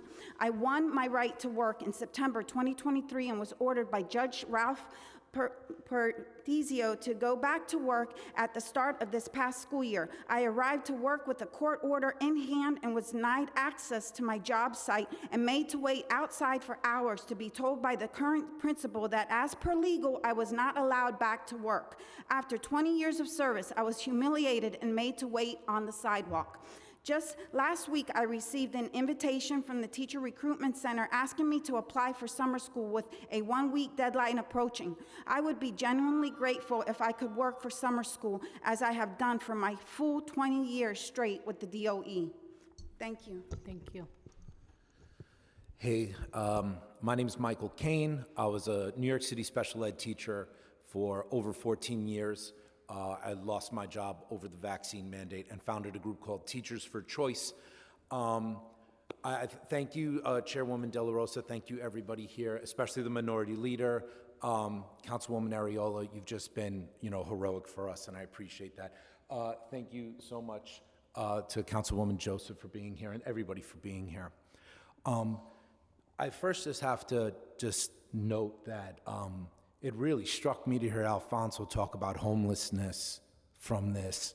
And I didn't know that. I just met Alfonso. Our friend Daniel Villa from La Voz Latina introduced us. And that's the type of loss this has had. And so when we're trying to get back, it's so important. There's two real things I want to talk about. One is that I've been involved in two major lawsuits. One is Kane versus de Blasio, that is currently in the Second Circuit Court of Appeals, paired with two other lawsuits. It's been sitting there 17 months. And then a state lawsuit called DeCapua versus the City of New York. Trinidad is a named plaintiff along with me in both of those cases. And in the state case, we did have a victory, as Trinidad had just talked about, and we're not back to work. The appeals process goes on and it continues on. And the last thing I want to talk about is what Trinidad said too. She's blocked. She feels she's blacklisted. And we know this is in court record, and we talked about it in City Council. There are problem codes that have been placed on unvaccinated educators that have provided roadblocks. Some educators have gotten it admitted to them, and others, like Trinidad, she suspects it, but she just can't prove it. Please support Resolution 5. There's no reason for this anymore. There's no reason for an impediment. We might disagree on the past. I don't think we disagree on the future. We need to move forward. Thank you all so much. Thank you so much. Good afternoon, council members. Thank you for giving me the opportunity to speak today. My name is Marlon Bethel. I'm a former NYPD detective. Contrary to the lies you've been told by the Adams administration, NYPD cops were not only forced out of their careers, but some, like myself, were terminated, and today prevented from returning to work lest they waive their rights. There are members of this body that are fond of preaching the virtues of social justice and minority rights. So I ask, where is the equity that a minority, an immigrant to this country, a resident of the city, and a 15-year veteran cop with over 200 arrests and citations from the NYPD and the Kings County District Attorney's Office cannot return to work unless I waive rights bestowed upon me by the laws of this nation, state, and city itself? How can we expect workers, the arm of government, to operate with fairness and equity if they are being discriminated and extorted of their own individual civil liberties? The return to work process has been a disjointed mess from the get-go. This is in no way an outrageous statement. The NYPD's own procedure was not detailed until a week after Eric Adams announced the cancellation of the mandate, and was not distributed to former employees by the department. I myself only became aware of the change after being called by former colleagues who themselves saw the mayor's press conference and had no idea about the details, as the department had sent out no notifications or emails. After making numerous calls throughout the department, I was finally able to speak to somebody who explained the procedure to me. The procedure itself was as arbitrary as the deadline that was set for reinstatement. It glossed over a lot of minutiae like back pay, return to work, return of accrued vacation time, return to prior unit, pension shortages due to the lapse in contributions, and worst of all, the procedure explicitly noted that I must sign a waiver in order for me to return. Throughout my career, I have always sought to not overstep the civil rights of other individuals, including those who don't respect our own laws. As I sit here, I can't help but wonder, why must I now give up my own?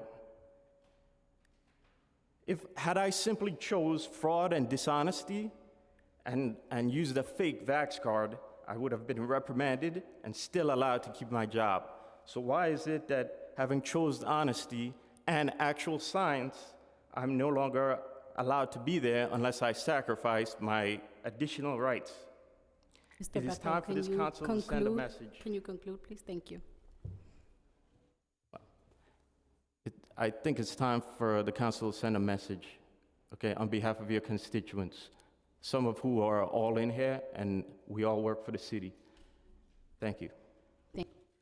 This panel, I want to open it up for questions, so please don't move for 1 second. I know that Minority Leader Borelli has a question, and I believe Councilmember Joseph. Minority Leader? Just a question for Mr. Hulkauer. You mentioned you won a lawsuit. Yes, Can you Garvey et al. Can you just explain the merits of the case and what the judge found? So Garvey et al. Was decided in October of 22. It was in Article 78. We basically declared the entire mandate arbitrary and capricious. The entire rollout, we were ordered back the next day at 6 a.m., but the city was applying for a stay before the ferry reached South Street. They already had a stay going, and they've just been continuously staying us ever since. But basically, our case declares the entire mandate rollout arbitrary and capricious. And the decision also requires that you and the other complainants be restored to work? We were ordered back to work at 6 a.m. the next day, but as I said, the city has been staying us for the past, like every opportunity the city gets to throw a stay at us, they'll take it. If they can throw a 10 minutes extra, they'll do it. But were all the complainants sanitation employees? Yes, everyone was a member of the DSNY, either 831 or 444. And other employees that weren't a part of your lawsuit that was successful have been reinstated? Not that we don't know actually what's going on with anybody else. They've kept everything pretty much in the dark. We don't know, we only know about the 16 of us from our group, from our lawsuit. We have found stragglers here and there from the internet and whatnot, but I don't know of anybody. I'm not sure, to be honest with you, because we are completely in the dark, and the city doesn't release any information about how many sanitation workers were fired, anyone who was reinstated. We do know that people from other agencies have been, but from what I understand from sanitation, no, I don't know. Thank you. Thank you, Minority Leader. Councilmember Joseph, followed by Councilmember Marrero. Thank you so much. First of all, thank you for your service, my fellow educators. I was an educator for 2 decades before I became a council member, and I'm also the education chair in the New York City Council. I had a couple of questions for you. How did you find out you could be reinstated to your positions? I found out from my lawyers and my attorneys. I didn't find out from the union or from the Department of Education. Same, we're on the same lawsuit, so I was told by the judge that I was cleared to go to work, and he wanted me there the next day, bright and early with the kids, first day of school, and I was excited for half a second. I can imagine serving as an educator for 2 decades as well, so no one did any outreach to you to let you know you could return. You had to find out through other means? No, and even when I keep getting through with all these interviews to the very last step, all 3 interviews, they aren't even they aren't even allowed to call me back. I'm getting absolutely no response from them at all. And just one thing I want to add to that. We found out because the mayor ended the mandate 2 days before we went into the Second Circuit Court of Appeals, which was very interesting timing. So I knew about that. But we didn't get any outreach. Teachers reached out to me and to teachersforchoice.org asking us, hey, what's going on? What do we have to do? Eventually, I spoke to Beth Norton, who's the general counsel of the UFT, who told me everything, had a 40-minute call for her. I wrote it all down. I have it published on the website now, and when people ask, I send it to them. So this administration has been really lacking in any form of outreach. It really seems like they just wanted to act like it didn't happen and make it go away, as opposed to admitting, okay, maybe some mistakes were made, here's how we'll fix them. It just seems like that part never happened. Wow. How many of those teachers been able to be reinstated without signing a waiver? Do you know any of the educators that were reinstated? I know some educators who were. Obviously, they're not excited to come down here and raise their hand and say their name and tell that it happened. Of course. And I know some who refuse to go back because they're insisting on the waiver. And I know some who went back, some in tears, because they said, my spouse is going to leave me if I don't go back, so I'm going to sign this waiver. They didn't want to, but they did. So there is no uniformity to this. It has been a hodgepodge. It depends what district you're in, depends on your relationship with your principal, depends on all of these different big bureaucratic things, not a defined policy. Off the top of your head, can you tell me how many educators altogether? Just Of which category? of that was out of work, that are still out of work, and those that have returned. Do you have an idea? I'm sure hundreds, if not thousands, have returned because they had to. Right. Many signing the waiver, maybe some not. I'm positive hundreds still want to. I'm positive of that based on the emails and stuff I get. It could be thousands, but I don't know for sure. Another quick question, just for clarification. Our city is going through a shortage of special education teachers. And I know, I was an ENL coordinator before I left to join the council, so I know what shortage looks like. And this is a moment where we need shortage areas. And if you're watching anything, our preschoolers are home, about 700 that have no preschool education teachers. And so you guys are needed in the city, so I hope the administration is listening and get you guys back to work. Thank you so much for Thank that, you. Councilwoman. Thank you. Sure. Noted that there are teachers that were found to have fake cards, and they gave them a little slap on the wrist, and they're back to work. So, I mean, like if they want honesty, they're not necessarily showing through example. Teachers always want to teach, guys. We love what we do. We love it because we do it. I miss teaching, but I'm here for a greater purpose. So thank you for your service. Thank you. Thank you so much, Councilwoman. Thank you. Thank you, Councilmember Marmorato. Thank you. So I'd like to thank all of you for your service. We really do appreciate it in the city, and especially you, Detective Bethel. Thank you for your 16 years in protecting our entire city. We appreciate that. From listening to your testimony, it sounded like you found out from other co-workers that you could be reinstated.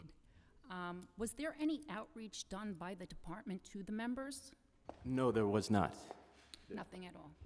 There was none. I had to initiate phone calls to multiple departments within multiple bureaus within the department. I'm sorry to hear that.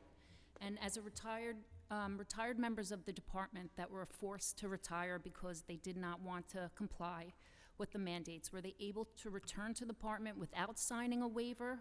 And did anyone ever explain to you why you were being treated differently than other retirees? Yes, they were. No one ever explained it to me. Okay, all right. Sorry to hear that, and I hope everything works out for all of you, and I'm behind you guys. Thank you. I want to thank this panel for your service and for continuing to come here. I've seen you at least in 3 other hearings, so we appreciate it and we look forward to getting this resolution done. Thank you so much for being here and for your service. Thank you. Thank you. Okay. Up next, our third panel is Christine Gross, Mo Olivieri, Diane Pagan, Michael Tracy, and Edmund Wallace.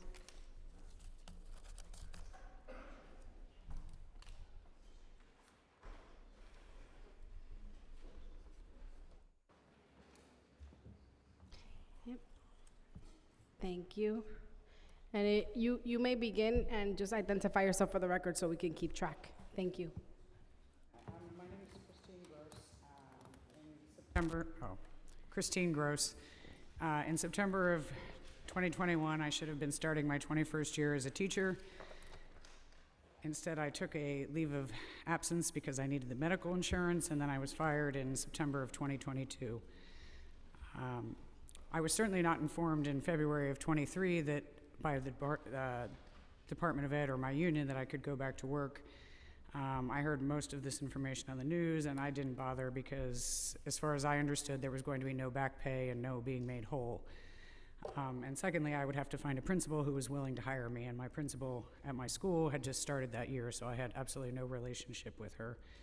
And as being somebody who has stood strong with kids for 21 years, I can't imagine any principal who was willing to hire me back. But anyhow, this should be the end of my 24th year of teaching, and instead I've lost hundreds of thousands of dollars, and I'm now collecting food stamps.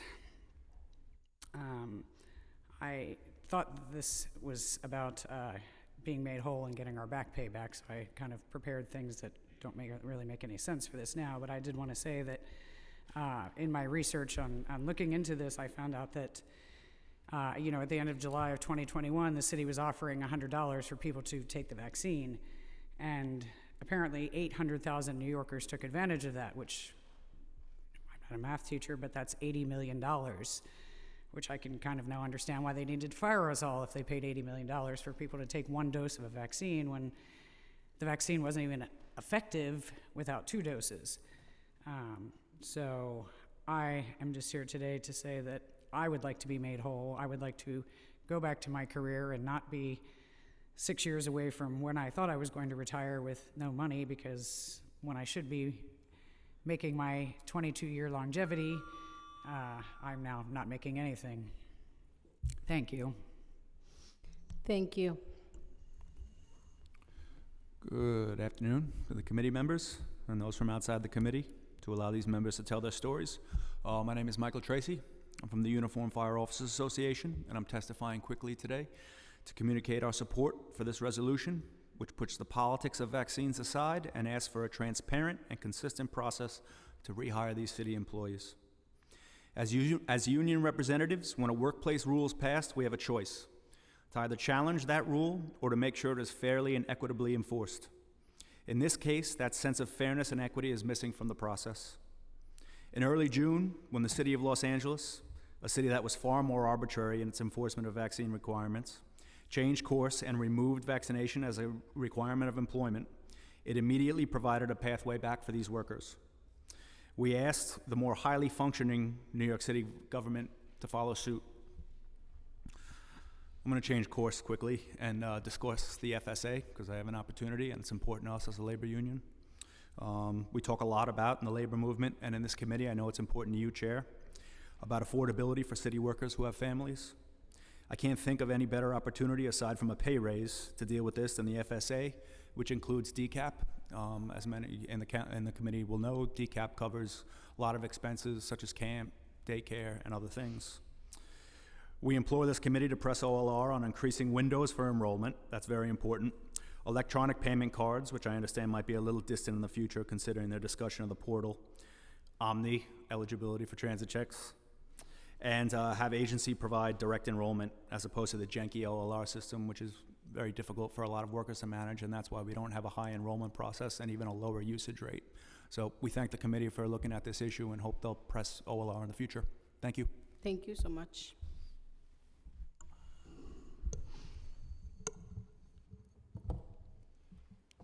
Good afternoon.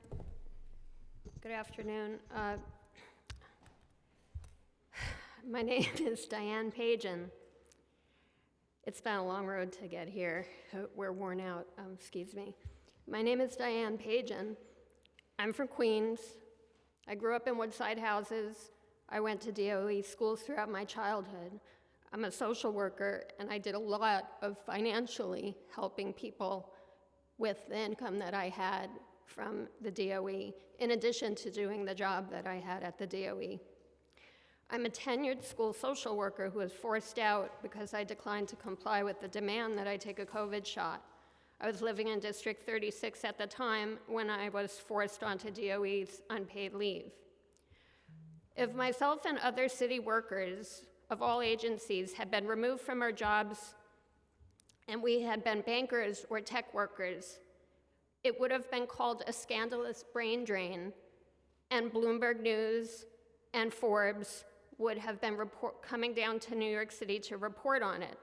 But we're not those things, and so no one calls it a brain drain, but that is exactly what it is, and we've been going through it now for about 3 years.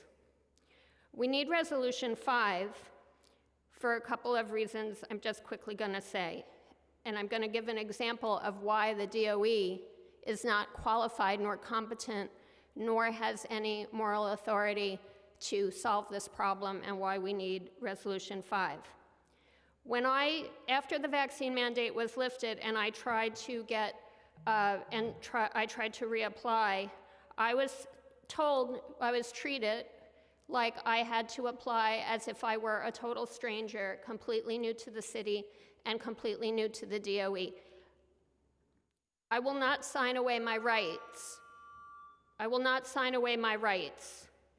And I will not turn in documents that I know the DOE has every stitch of document that I would have to hand in order to apply for another job. I insist on being treated with the respect that I should have garnered with my 10 years of service to the city. Number 2. Can you please conclude? Well, if you don't mind, this is an important example, and I'll do my best to get it out in 2 minutes. Thank you. Less than 2 minutes, because I'll do my best. The entire clock is 2 minutes. Yes, I'll do my best.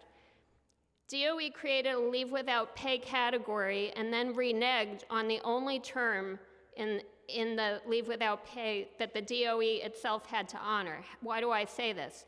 When the DOE placed me on leave without pay in October of 2021, it outlined what it said were the obligations under that leave. Under their terms, my job was to be reserved for me for the duration of the leave. However, in 2023, I discovered that the DOE had hired a new permanent employee into my position. They hired her in November of 2021. So they violated the terms of their own unpaid leave. And while I was thinking that I was on unpaid leave, they had actually already permanently replaced me. So DOE has no moral authority to do the right thing now. An agency that conducts itself this dishonestly, like the DOE and the mayor have done, cannot be trusted to create a fair and proper reinstatement process. And I just want to say in conclusion that you might want to look around and notice that most of us here are over 40, and that is another thing that has to be discussed because that would qualify us as being protected workers. I really ask from the bottom of my heart for the council to pass Resolution 5 so that we can be done with all of these past injustices and move forward. All we want is to be treated with a certain amount of decorum and not be once again put through hoops trying to apply for jobs when we were never actually legally and properly terminated. Thank you very much. Thank you so much. All right, good afternoon. My name is Mo Oliver, Mawili Oliveri. I was born in New York, raised in New York, went to school in New York, and I was a New York City teacher for 23 years. On October 2021, I was put on a leave of absence without pay because I refused to take a vaccine that's against my religious beliefs. April of 2022, I was reoffered my job back in exchange for vaccination, which I refused. Then February, I hired my own Article 78. Unfortunately, I now argue some of the same points as the Garvey case, the sanitation case that won under George Porzio. Judge Sattler ruled that my case was time barred, even though Judge Porzio had said that it wasn't. I want to also highlight that the media has been misleading the public about reinstatement. A lot of folks believe that the city workers are back to work. A lot of people in the city feel like the mandate's over and everyone's back to normal, which is not true. So I will not sign a waiver because a waiver is a new contract. The city needs to honor the first contract before I sign a new contract, right? And I think it's important for that to be known. Also, I want to say that the city needs to correct a wrong that's been done to me and so many other city workers. At this point in time, I think it's whatever happened during the mandate, it's safe to say that the city made a mistake. Now it's time to correct that mistake by putting us all back to work. And also consider the fact that we are, like someone like me and the rest of us, we have years of service. We're no longer able to pour into our retirement. So this issue is going to spiral into retirement for many of us because there's going to be, we may not have enough sufficient amount of money invested in our accounts for retirement because of this issue right here. So please consider that when you also, when you guys advocate for Resolution 5. Thank you so much. Thank you so much.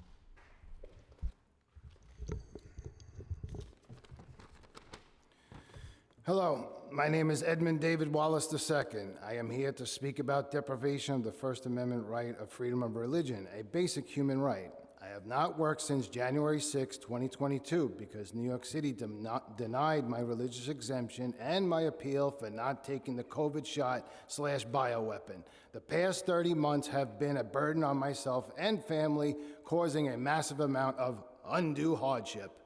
The lie travels around the world while the truth is still tying its shoelaces.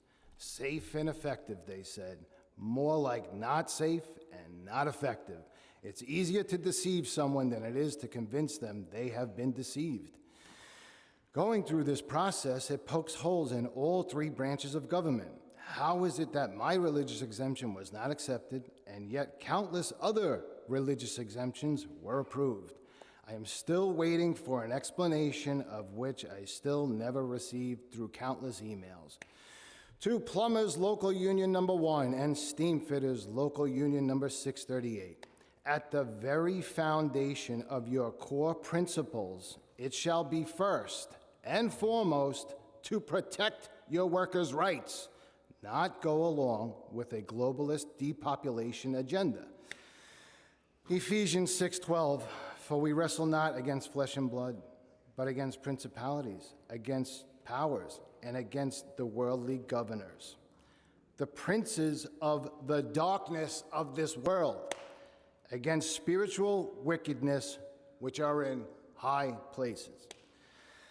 In conclusion, it is my immediate demand and wish and order that you restore all that has been taken from myself without due process and all others similarly situated.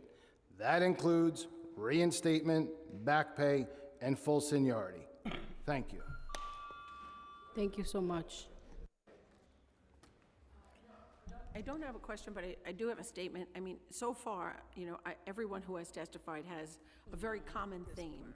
One, no outreach to tell you that you could be reinstated. Two, no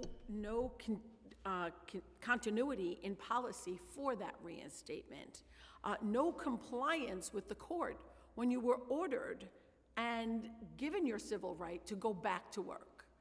And, everything that you're saying here is in complete contrast to what the testimony of Daniel Pollack, the first deputy commissioner of OLR, just said under oath.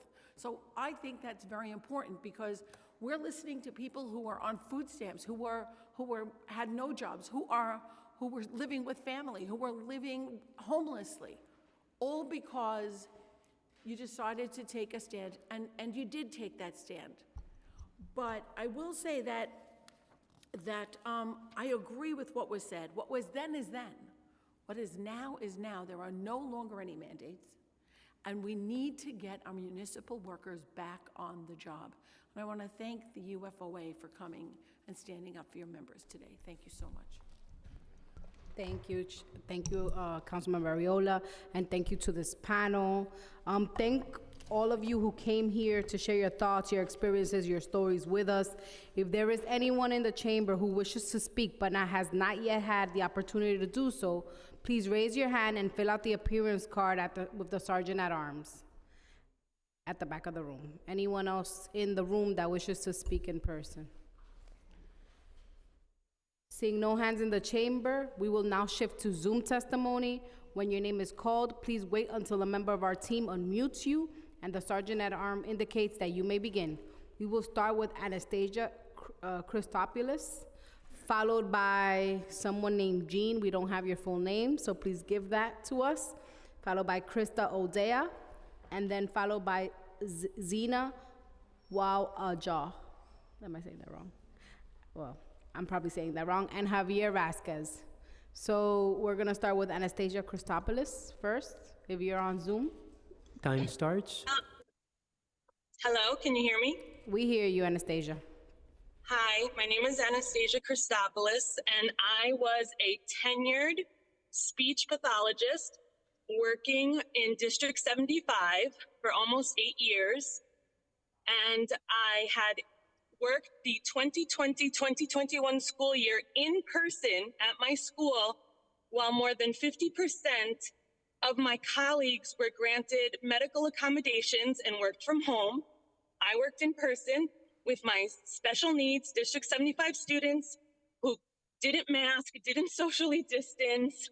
I held their hands, I took them to speech therapy because I saw firsthand what being on remote speech therapy with a nonverbal 6-year-old child on the autism spectrum, how difficult that could be. And I went in person, even though I have a BMI over 30 and would have easily gotten a medical accommodation to work from home that year. But I worked in person and I was happy to do so. And then I came back in September of 2021 to the threat of the vaccine mandate. I applied for a religious accommodation and was denied. I was given 24 hours to appeal. I was denied, and I was placed on leave without pay. I did not sign the waiver because I did not want to waive my rights. And I felt as a tenured teacher, if you're going to fire me, then charge me with something and tell me that I'm doing something wrong, and serve me with a 3020A. I was then told to reapply with the citywide panel, and I did, and I was denied again, appealed, and denied again.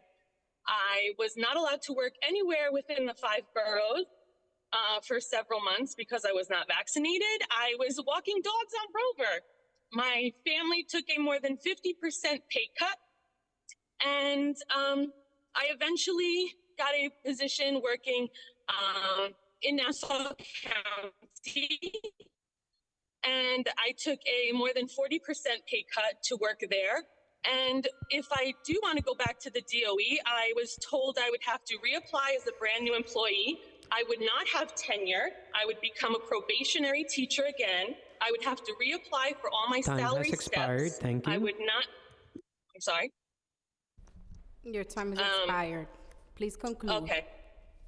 Okay, and in conclusion, I hope that you all support Resolution 5 and get us reinstated and made whole. Thank you so much. Thank you so much, Anastasia. Up next, we have Jean. Jean, we do not have your last name, so if you could please identify yourself for the record with your complete name. Thank you. Time starts. Hi, good afternoon. My first name is Jean and my last name is Jean. That might have been part of the confusion. I am here to support Resolution 5. Also, I was a teacher, a veteran teacher, 17 years in the Department of Education, special education teacher.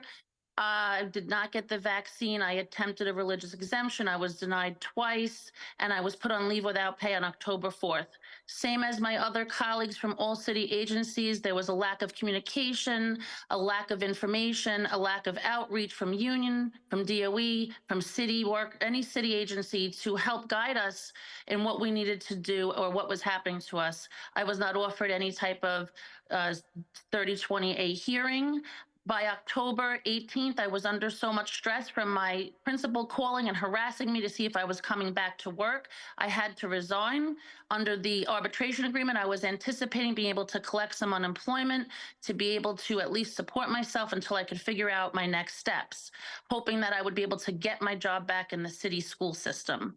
I was a stellar employee. I never took a day off. This really was a very emotional, stressful time for me, and losing a career, I not only lost a part of who I am, but I also lost 100 colleagues. I lost something that I educated myself with 30 credits above my master's degree at the highest part of my payroll, where now I'm working and piecemealing 4 different jobs just to make half the money.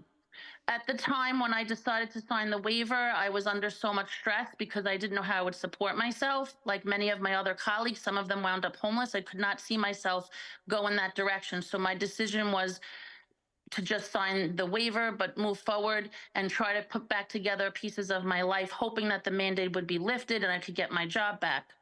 When the mandate was lifted, I did attempt to reach out to several principals that I knew. No one returned my call. HR did not return my call. So I am still hearing through the grapevine the same information that all my colleagues I support and verify, that they also only heard that if you go back, you start at 0. You have to work hard to get back to where you were. You have to apply for all your salary steps. You have to find a school that could afford to hire you back, starting at the starting teacher salary, but having to know that they pay you 17 years. You would have. Oh, Yeah, you would please- have to please conclude. try to find someone that could afford you. So anyway, please support the resolution, bring us back to work, give us our back pay, our tenure, our pension credits.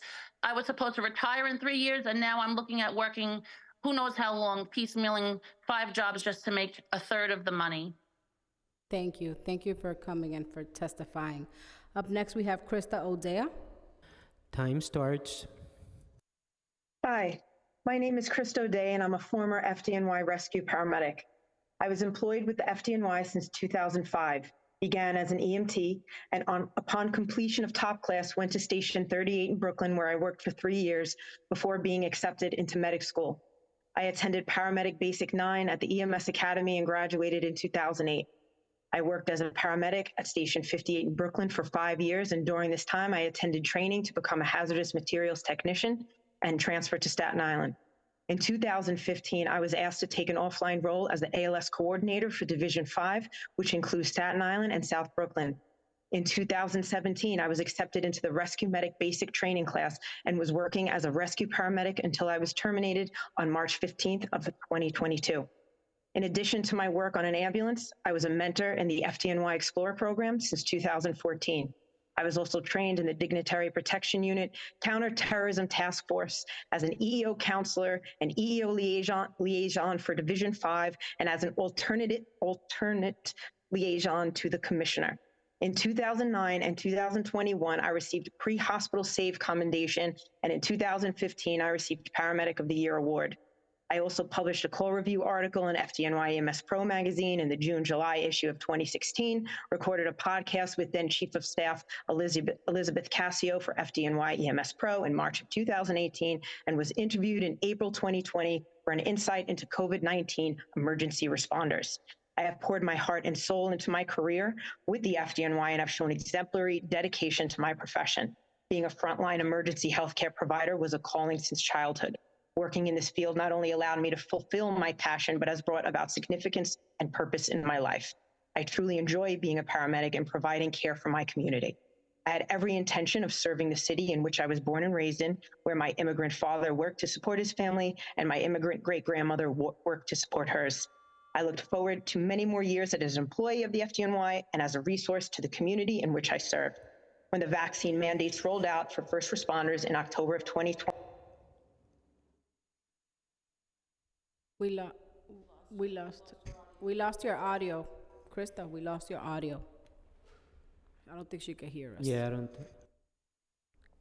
Krista, can you hear us? We lost you on the audio. Doesn't see. I think it's a problem with her computer. She's unmuted. Oh, Krista, we lost you for a minute. Can you give your concluding statement, please? Sure.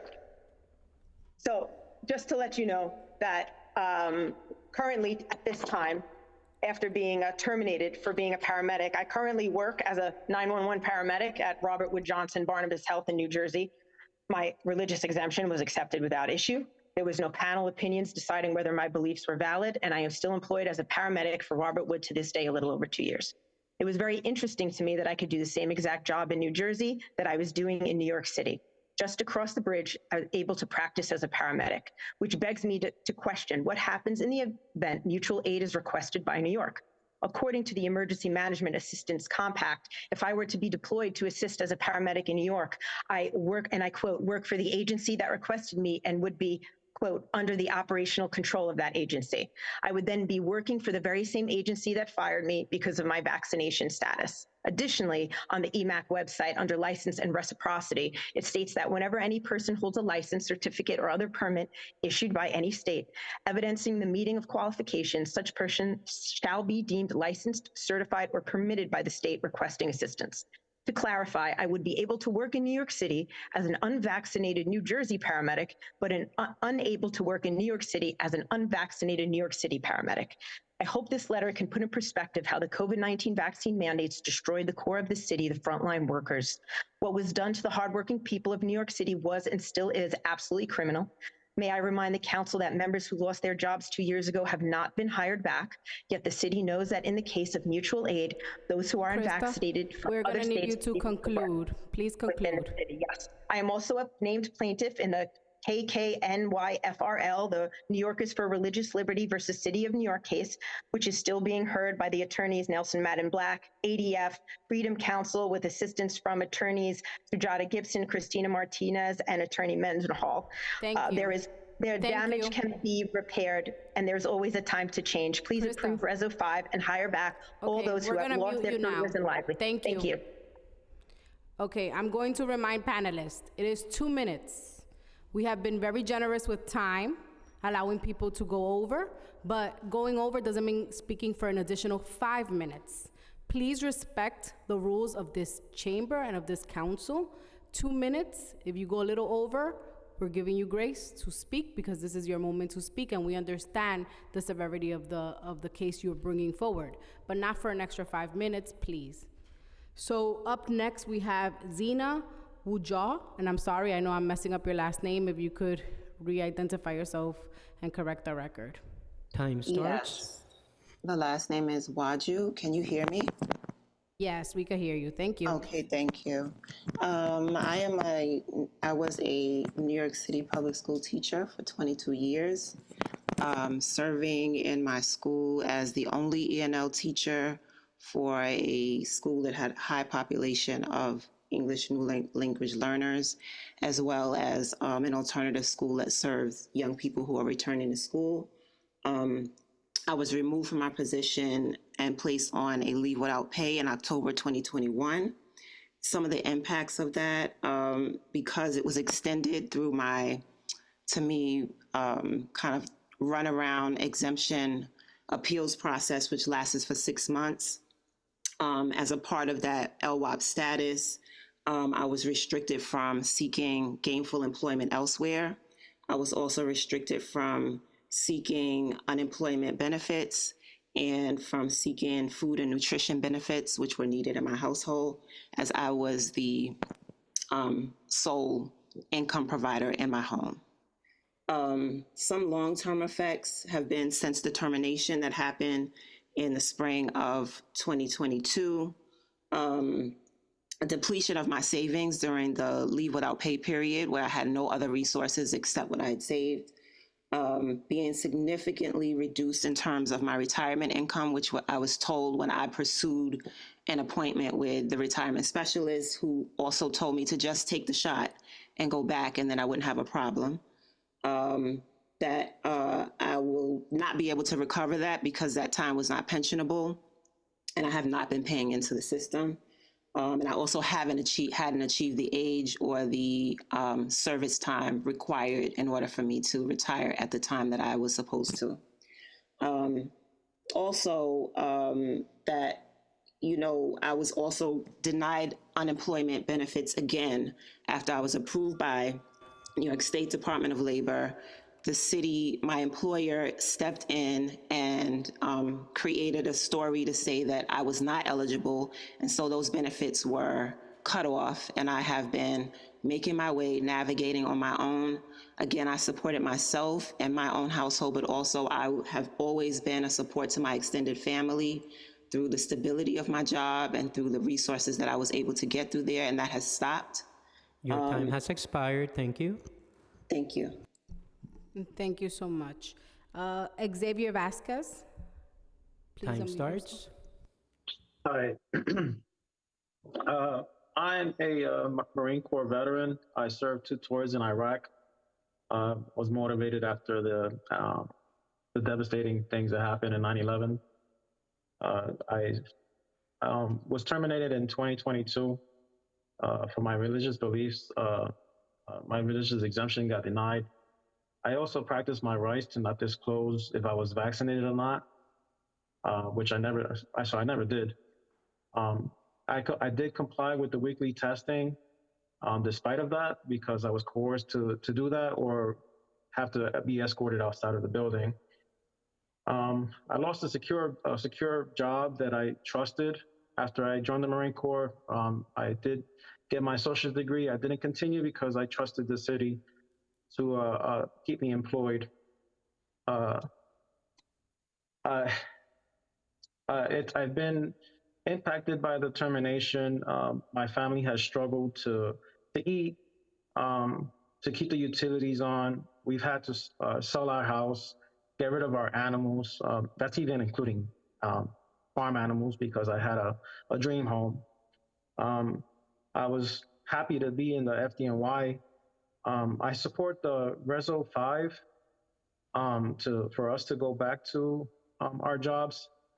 But in the same time, I would like to feel some security that once we go back to our jobs, that we have the option of retiring because of the stigma that's been created. The division has been prejudice that we're the unvaccinated has caused a little bit of a stir at a division, is what I would say. And I don't really trust the city anymore that I fought for overseas. I honestly feel betrayed, and I almost lost my family because of the emotional trauma that is caused within my family.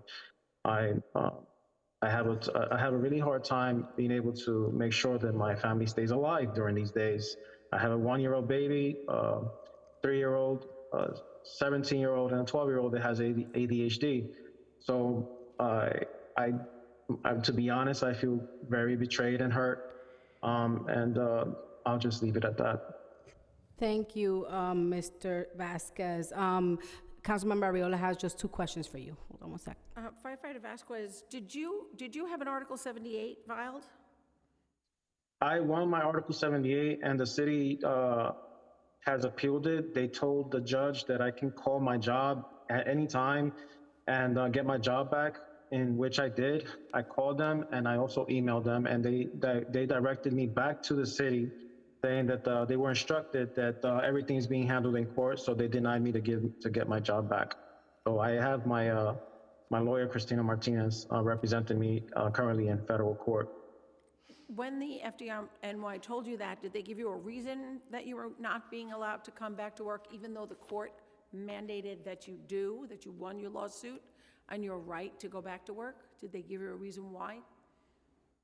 No, they gave me no reason, and there's a lot of confusion on why I'm not allowed to go back. It just seems discriminatory in many different ways. Thank you so much for your testimony, Mr. Vasquez. Thank you for your time. Thank you so much for coming and testifying, sharing your story. If you are currently on Zoom and wish to speak but have not yet had the opportunity to do so, please use the raise hand function and our staff will unmute you. Seeing no hands, I would like to note that everyone can submit written testimony at council.nyc.gov within 72 hours of this hearing. To conclude, I would like to thank my colleagues, Ms. Arreola, who's still here, and all of you who came out to share your stories. Making sure that the administration of benefits for city employees is a more seamless process, as well as of the staff who have helped to prepare this hearing as well. They're all city employees. We want to thank them for coming, for allowing us to have this important hearing on city benefits. In addition, we would also like to thank all of you who are still sitting in this room for sharing your stories. As I said before, this is not the first time you're here.